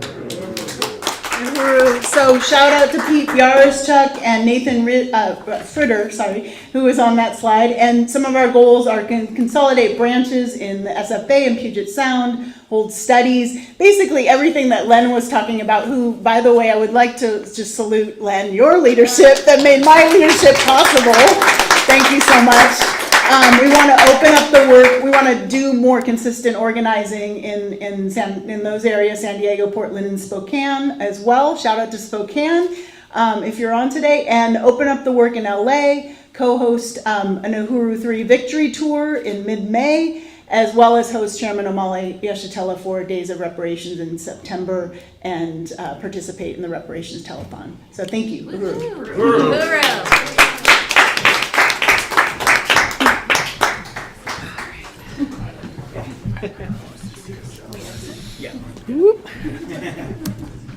All right. Okay, so we can go to the next slide. So we also, want to be building in the Midwest region, and it's really important that the Uhuru Solidarity Movement is here. The party came here in 2014 after the murder of Mike Brown, and saw the conditions of African people and never left. So this is a place that we have to be, and this is the headquarters of the Uhuru movement. So we have to build here. So these are, we have members and volunteers in all these amazing places. Next slide. Oh, I was going to call up Leah. Yeah, Leah. Leah and Indigo and Dylan. Yeah, Leah, Indigo, Dylan. And I think, is there anybody else? Sarah. Okay. All right, go ahead. Okay. Uhuru, everyone. Uhuru. So I live in Minneapolis. My name is Leah, and I'm so happy to be here today with all these other amazing organizers. So we have really a wonderful group of people. Also want to salute Sarah and Lisa that are here from Minneapolis as well. And of course, first and foremost, extend a deep appreciation to our leadership, Chairman and Deputy Chair. So some of our active members in Minneapolis include myself, Lisa, Sarah, Becky, Pamela, Greg, Kim, Naveen, and many others. I'm really grateful to all of them for all of the work that they have done this past year organizing for USM and really getting the word out about the trial of the Uhuru 3 and making sure that people understand that, building white solidarity with Black power is the way forward. So we do monthly outreach tables when the weather is warm enough in Minnesota. So that's generally from April to October. Next slide. And then I really love, this is my favorite thing about, being a member of USM in Minneapolis, is that we get together monthly and do Burning Spear study groups. These are led by Lisa. I really want to appreciate all the work that goes into leading these studies. Yeah, so we have a picture here of, some of our members engaging in study. But this is one of the best ways to really deepen our understanding of African internationalism and what it means to be in true solidarity, is reading the Burning Spear newspaper. So highly recommend, if you are going to be building a branch, make sure that you are getting your monthly SPEAR studies together and making sure that you're getting together and reading that newspaper. Let's do the next slide. Oh yeah. So we were also at the United National Anti-War Coalition conference in April of last year. So that was great to be there, do an outreach table, met a lot of other comrades through that. Next slide. And then this is Lisa at another outreach table that was at a reparations conference organized by Black Lives Matter Minnesota. So we went to 2 of those conferences in August and November of last year. And we also, just like San Francisco Bay, we hold a yearly yard sale, which has really become a tradition in Minneapolis. There are shoppers that have come to the sale every single year, and they look for our yard sign, or the signs that we put out for the yard sale, so that they know when the sale is happening. So this is another great way to raise reparations and raise, just let people know about the Black Power Blueprint and the work that's being done here. So yeah, we love our yard sale. Uhuru. Next slide. And then also, finally, want to give a huge salute to one of our comrades in Minneapolis who has done really, really incredible work for the Hands Off Uhuru media team, and that is Becky. Big salute to Becky. Yeah, she has been nonstop with the work that she's doing, and she's been able to get so many interviews for the chairman and for Penny and Jesse, and just, is one of those comrades that you can always count on. So huge salute to Becky. All right. Okay, thank you from Minneapolis. So yeah, Dylan and Indigo are going to talk a little bit about their work in Columbus, Ohio. All right.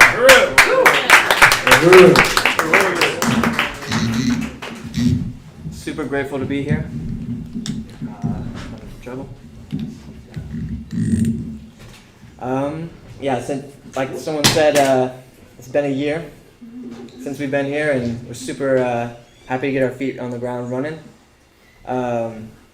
We both just want to start a branch in Columbus with some SPEAR studies and some major outreach. So I'll let Indigo.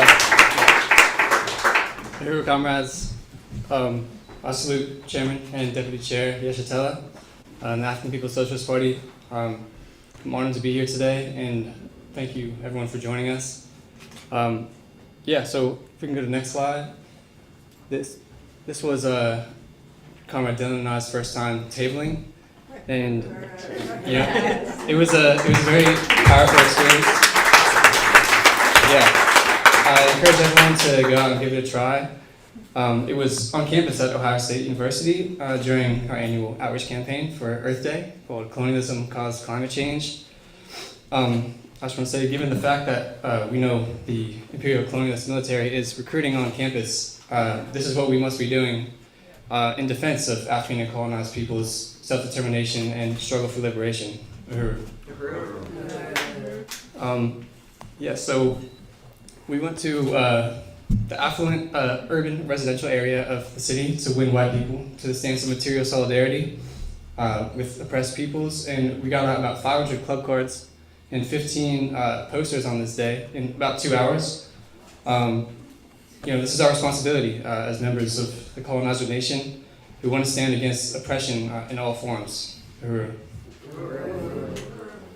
Okay, so I also want to encourage everyone to go out and talk to local businesses, about putting up flyers or posters there. You will find more support and unity than you might imagine. We recently connected with a couple businesses who can potentially sell the burning spear and also Uhuru Planet reparations apparel. By the way, check us out in the back, or also online at uhuruplanet.com. We must build awareness of the movement where we are. We are winning.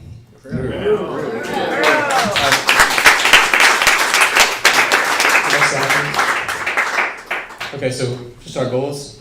We are intending to build a branch of USM in Columbus, Ohio, and we also would like to have an HOU event and a March for Reparations. This year, September, we'll be working with a regional committee of comrades from around the area as we work to build Ohio membership.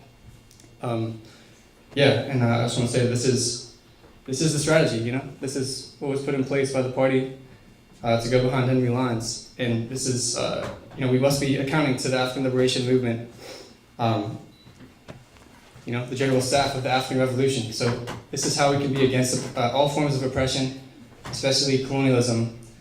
And that's all I have. Uhuru. Thank you very much.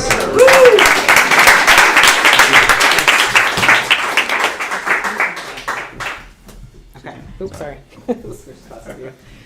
All right, I gotta lower this. I'm kind of short. Okay. So, of course, in the Midwest, we must and we want to build here in St. Louis, the home of the Black Power Blueprint. And that is really significant. This is an awesome picture of the community basketball court, which we're going to see tomorrow. Thank you. Okay, next slide. You know, one of our main goals is to grow this, you know, USM St. Louis and activate the Uhuru Solidarity Center, which is on the south side of St. Louis in the predominantly white community. And next slide. I just want to salute all of our amazing comrades in the St. Louis area that are building white solidarity with Black Power. Beautiful faces. Next slide. And so these are some of the things that we've done that we want to continue to do. We want to have anti-colonial rallies in Tower Grove Park, which is the park on the south side. Next slide. We want to continue to have St. Louis Poets Against Genocide and, you know, get together the community in anti-colonial solidarity and raise funds too. We also had an awesome Poets Against Genocide in Tower Grove Park that attracted a bunch of new people, which was really great. Next slide. We had a vigil for Aaron Bushnell, so we want to continue to work with other organizations like Veterans for Peace, which we did for this event, and, you know, build big events, you know, that raise awareness for, you know, anti-colonial solidarity with African working class. We want to continue to build the Jews Against Colonialism Working Group, which we can talk a little bit more about. Next slide. And we want to continue to have teach-ins. This was Our Generation Will Not Be Complicit, and we had some students from the Palestine protests, you know, come and speak about their experiences working on campus, which was great. And next slide, we want to continue to have outreach tables at different markets and street fairs, you know, to just talk to people and build our base here. Next slide. And we want to continue to do flyer drops in St. Louis, which is, you know, going to different houses and just dropping as many flyers in neighborhoods as possible in like the shortest amount of time and to get the word out. All right, next slide. And this is the host city of the Reparations Telethon. So we're going to be having another 24-hour Reparations Telethon, which you will all definitely hear about as it gets closer. Next slide. And this is the city of the historic 2024 USM National Convention. And of course, this year's 2025 USM National Convention. Next slide. And we will be building another March for Reparations this upcoming year. And it'll be a national march and a Days of Reparations to African People national event. And this is just a photo of all the great comrades that we had at the March Against Genocide last year.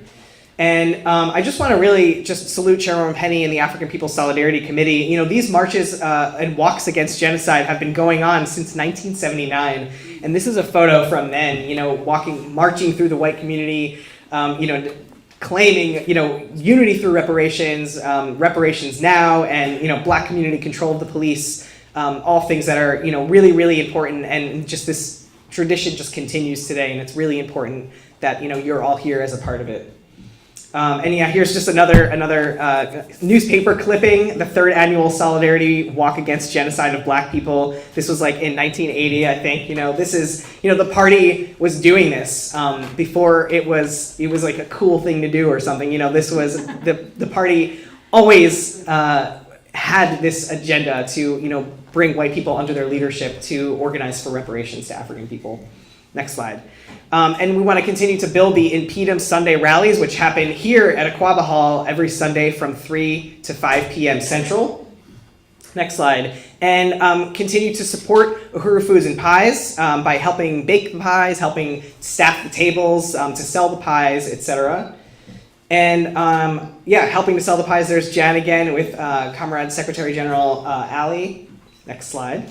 And I just really want to salute Comrade Paul Kessler, who's located in the Washington State area. You know, he came to St. Louis this past summer to help build the beautiful Uhuru Pies case that will hold all of the pies in the new Uhuru Bakery and Cafe. And while he was here, he also did some outreach with us, I think on during the Pride Parade. It was amazing to have him here. And this comrade, if you go to the next slide, he's been a part of USM for years. And he actually built the original Uhuru Bakery pie case back in the, I don't know, what was that, the 80s? Yeah. But yeah, it was really, really awesome photos. And part of what we want to do in the Midwest is go on like mini outreach tours. You know, like Hallie and I last year, and then James and Lauren and I, we went to Louisville, Kentucky, and we did a pride parade with Comrade Virginia, and we want to keep doing that. You know, we want to go to these different places. We want to go to Arkansas. We want to go to Fayetteville, Ruth, and we want to, you know, we want to go to all these places and hold tables and host meetings and, you know, just have different events all around the Midwest. And you know, Jesse and I went to Chicago to the National Lawyers Guild event, and to the there was a March on the DNC event. We want to just continue. We want to go to Chicago and do tables. You know, we want to connect with you, John, there, and continue to build the Midwest. And that's that was Leonard Goodman. Oh, yeah, right in the middle. Yeah, Leonard Goodman, the amazing attorney for Comrade Chairwoman Penny. And I just really want to take a minute and salute Comrade John McCarthy, who's in town from Chicago. And, you know, John comes to St. Louis so often, all the way from the Chicago area. He was also in Florida for the Uhuru 3 victory. And this comrade, you know, advocates for anti-colonial free speech on behalf of the Uhuru movement and supports the work of the party. And you know, you're also a member of USM, so salute to you for that. Uhuru. It just auto-renewed last week. Oh, nice. Good. Glad our system is working well. All right, and one of our goals too as the Midwest, since a bunch of us from the northern region have moved here to the Midwest, you know, we want to take on the responsibility of rebuilding the northern region. And, you know, we're committed to that. And, you know, we have Comrade Frank in Newcastle, we have Frank Fortino in Philadelphia, we have Jackie in Portland, Maine, Sonia's in Sangerville, Maine, and a lot of comrades in New York and Boston, like Comrade Susan Mortimer. And the party has a long history of being in that area in the Northwest. You know, they were in Philadelphia after the move bombing in 1985, where the city of Philadelphia dropped a bomb on the black community in West Philly. And for many years, the party, you know, set up shop with Uhuru Furniture and Collectibles. For like 30 years, they were a staple in the community. So they have a deep history, deep roots in that area, and we want to, you know, we want to rebuild that again. So these are just some goals to just sum up. We want to build branches in St. Louis, Minneapolis, and Columbus. We want to expand into new cities like Chicago, Fayetteville, and Philadelphia and Boston. We want to build Reparations Legacy Project as our main campaign here. And we want to build the Uhuru Solidarity Center. So those are our goals for the Midwest. Uhuru. Uhuru. Yeah, I'm going to now bring up Comrade Jamie to talk about the Southern region. Uhuru. So yeah, I just want to begin by saluting this incredible convention and saluting our leadership, Chairman Amalia Yeshitela, Deputy Chair Onezene Yeshitela, and the African People's Socialist Party. So my name is Jamie, and I have the honor of being the coordinator of the Southern region of the Uhuru Solidarity Movement. And some things that are significant about this region of USM. One, it is the birthplace of Chairman Amalia Yeshitela, and I believe, if I'm not mistaken, Deputy Chair Onezene Yeshitela, and the Uhuru movement. It is known as the city of African resistance, based on the heroic rebellion, the righteous rebellion that happened in 1996 after the murder of Tyrone Lewis, and what's known as the Battle of St. Pete, when the African community rose up to defend the Uhuru movement and the Uhuru House when it came under attack by the state. And of course, the Uhuru House came under attack again in St. Petersburg. This is the location of the FBI attacks on the Uhuru House and home of Chairman Amalia Yeshitela, Deputy Director Akile Anayi, and it is the location of the trial of the Uhuru 3. We have the history of slavery and lynchings, of course, in the South, and the history of the Black Power movement itself, born in the Southern region. So these are some of the significant reasons to build white solidarity with Black Power in the South. Next slide, please. And of course, I want to salute the members of the National Central Committee of the party. Comrade, give me just a second. All right. Comrade Jainaba, who is the Southern Regional Representative, Jainaba Lumumba. Comrade Director Akile Anayi, who is Media Director, and of course, National Director of Organization for the African People's Socialist Party, Chimurenga Selambao. Next slide, please. And I want to salute all of the active members of the Uhuru Solidarity Movement, and to do that, I would like now to call up two of our newest members who have traveled to the convention, Blaze Mara and Casey Mill.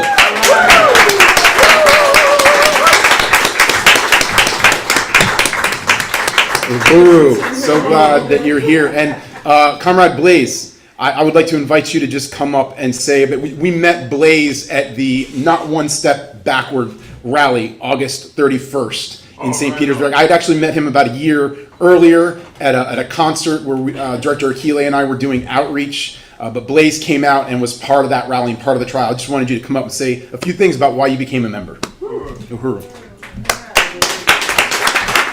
Uhuru. I want to keep this just to a couple seconds, so I'll stick to just one thought. And my one thought is that I became a member because I am trying not to fall into despair. Who was it who mentioned despair? Was it you, Chairman? Right on. Despair. Despair is what Aaron Bushnell felt.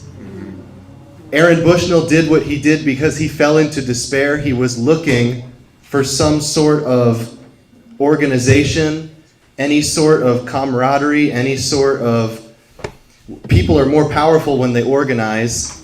That's what Aaron Bushnell was looking for. He didn't find it because we, talking about white people here in America, we live in a culture that is very atomized, disconnected from anything that's real.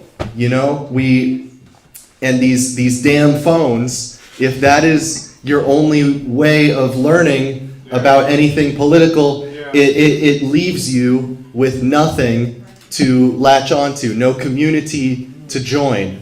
And so I wanted to join this movement because I have sometimes felt that despair that Aaron Bushnell felt, and I want to, instead of giving up, just giving up, I want to use my two hands to build something real.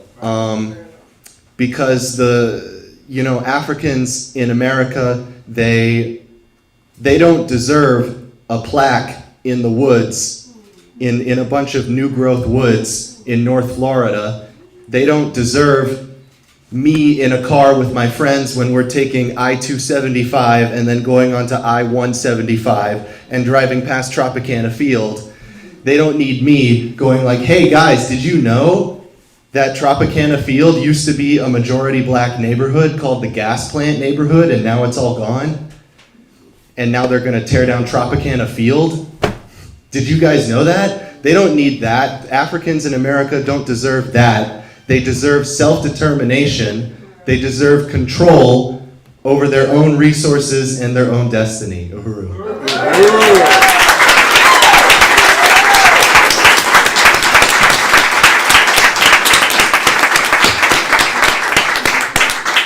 Uhuru, Comrade Blaze, so well said, Comrade. Yeah, Blaze and Casey have just been doing a fantastic job since they came into this movement. We'll say more about them in a little bit. I just also want to make sure I salute our other comrades here, Comrade Rain, Comrade Kafira, Sarah, Peg, Bob, of course there's me, Casey and Blaze, Comrade Eliza, and Kafir is in Miami, I should say, and Diane Tournay out in Gainesville, of course the one and only Johan Bedingfield.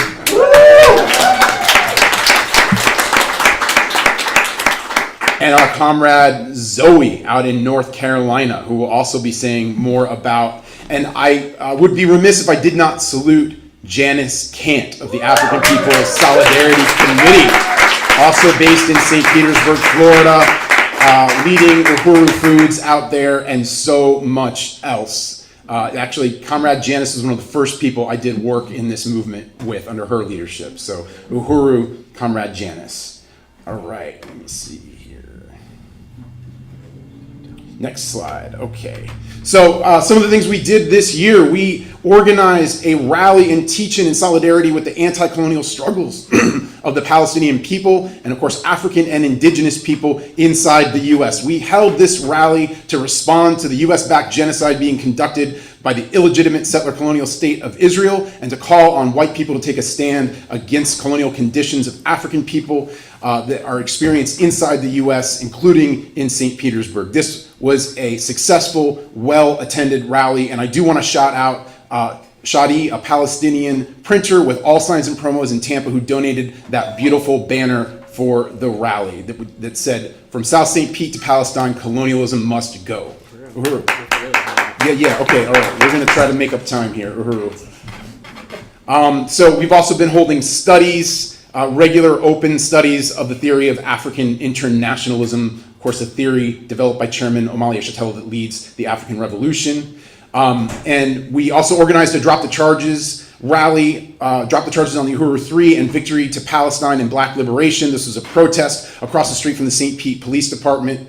And we have this to shine a light on the upcoming trial of the Uhuru 3 and call for white solidarity with anti-colonial free speech.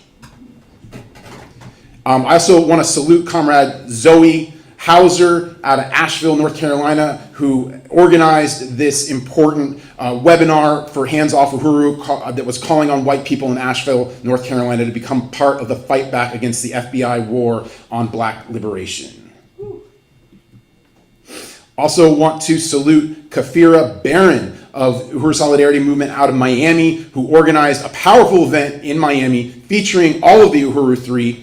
And, of course, we held that to mobilize forces in Miami area to support the Uhuru 3 and attend the Not One Step Backwards rally and trial of the Uhuru 3. Here's some more pictures of this really powerful event. Salute to Comrade Kafira.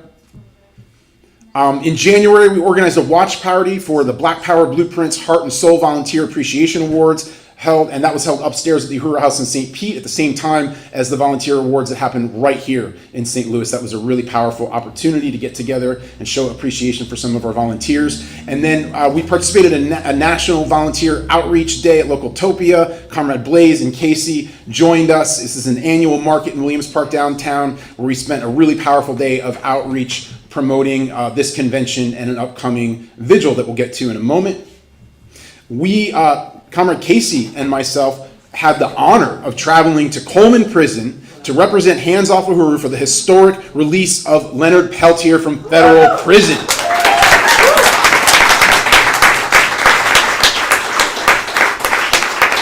That was incredibly powerful, an incredible honor and victory for the anti-colonial movement and for the indigenous liberation struggle. And we later met up at the Uhuru House for an official press conference of the ad hoc Leonard Peltier Committee. We were joined by Comrade Johan.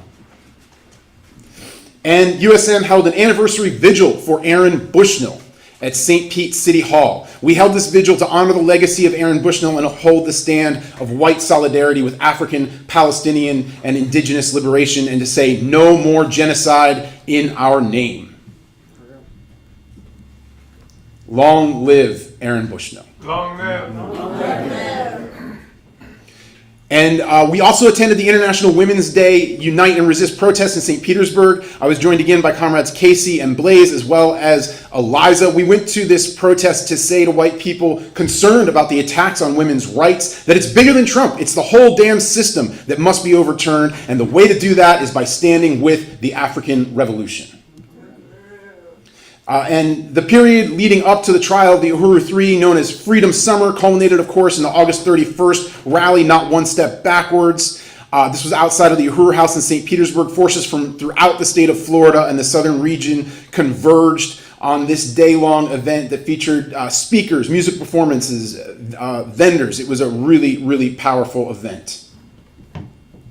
And of course, we participated in the trial itself and the sentencing hearing of the Uhuru Three, in which there was not one day and not one dime. USM forces came from Miami, Tennessee, Gainesville, Tampa, St. Petersburg, Northport, Delray Beach, and beyond to be there for this historic victory for the African liberation movement.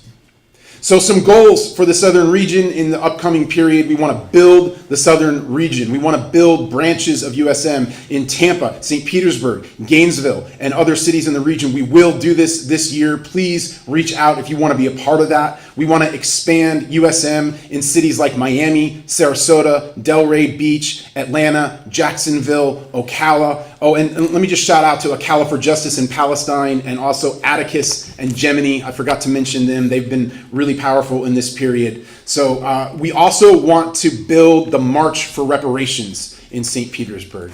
So we're really excited about this. Reach out if you're in the southern region and you want to be part of this. Uhuru.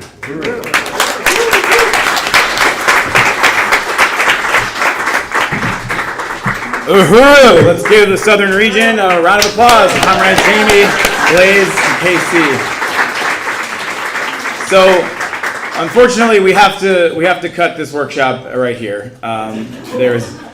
We were supposed to have broken for lunch about 47 minutes ago, so we're gonna have to try to figure some things out with the program. But we have a very, very important workshop coming up from the Office of Deputy Chair Ona Zene-Yeshatela. So we're really excited for that, and we just want to salute everybody that participated in presenting this political report, all of the amazing members and volunteers, supporters, donors of the Uhuru Solidarity Movement all over the world. Uhuru.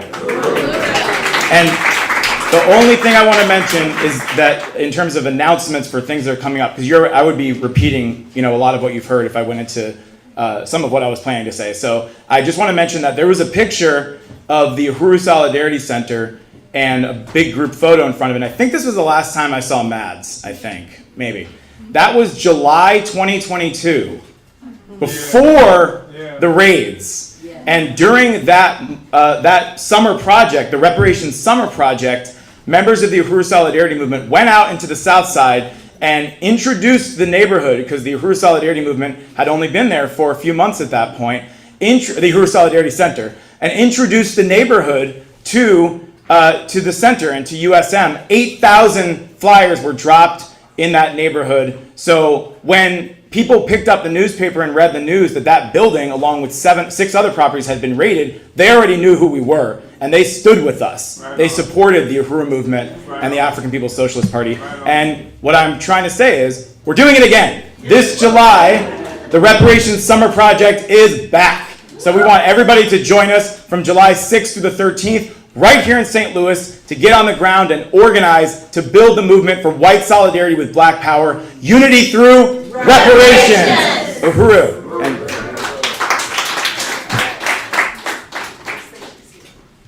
Yes, and just want to again salute Comrade Afia Nwangaza, who we will be hearing from later. We're so honored to have just an incredible, legendary freedom fighter for African people here with us in St. Louis. Uhuru Afia.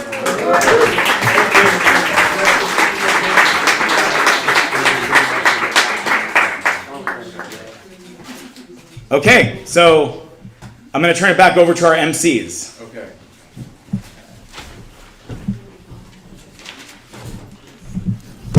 How long is lunch? I'm missing group photo. Okay, group photo first. All right, Uhuru comrades. So we're going to do a group photo first, and then we're going to be breaking for lunch, and we'll be back in approximately 45 minutes. So. Okay. So that will be about 12:36 on the clock for our live. If that's Eastern, I'm sorry, Central Time. 12:36 if my math is correct. Well, I'm sorry, 1:36. My math is not correct. So thank you. That's 1:36. Time moves forward, not backwards. Contrary to the belief of this system. So, all right. Thank you. That concludes part 1 of day 1 of the convention of the Uhuru Solidarity Movement. We'll see you in 45 minutes, and let's do a great group photo. So we have our photographer, Elisa, here. So we're going to have this be our backdrop, so we might need to move the front chairs away. We'll have people row of chairs for some of our leadership in the room to sit in front.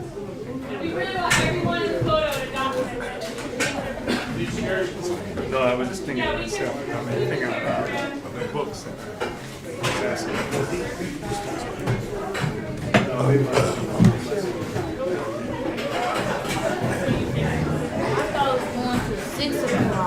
It is later. We're gonna eat first.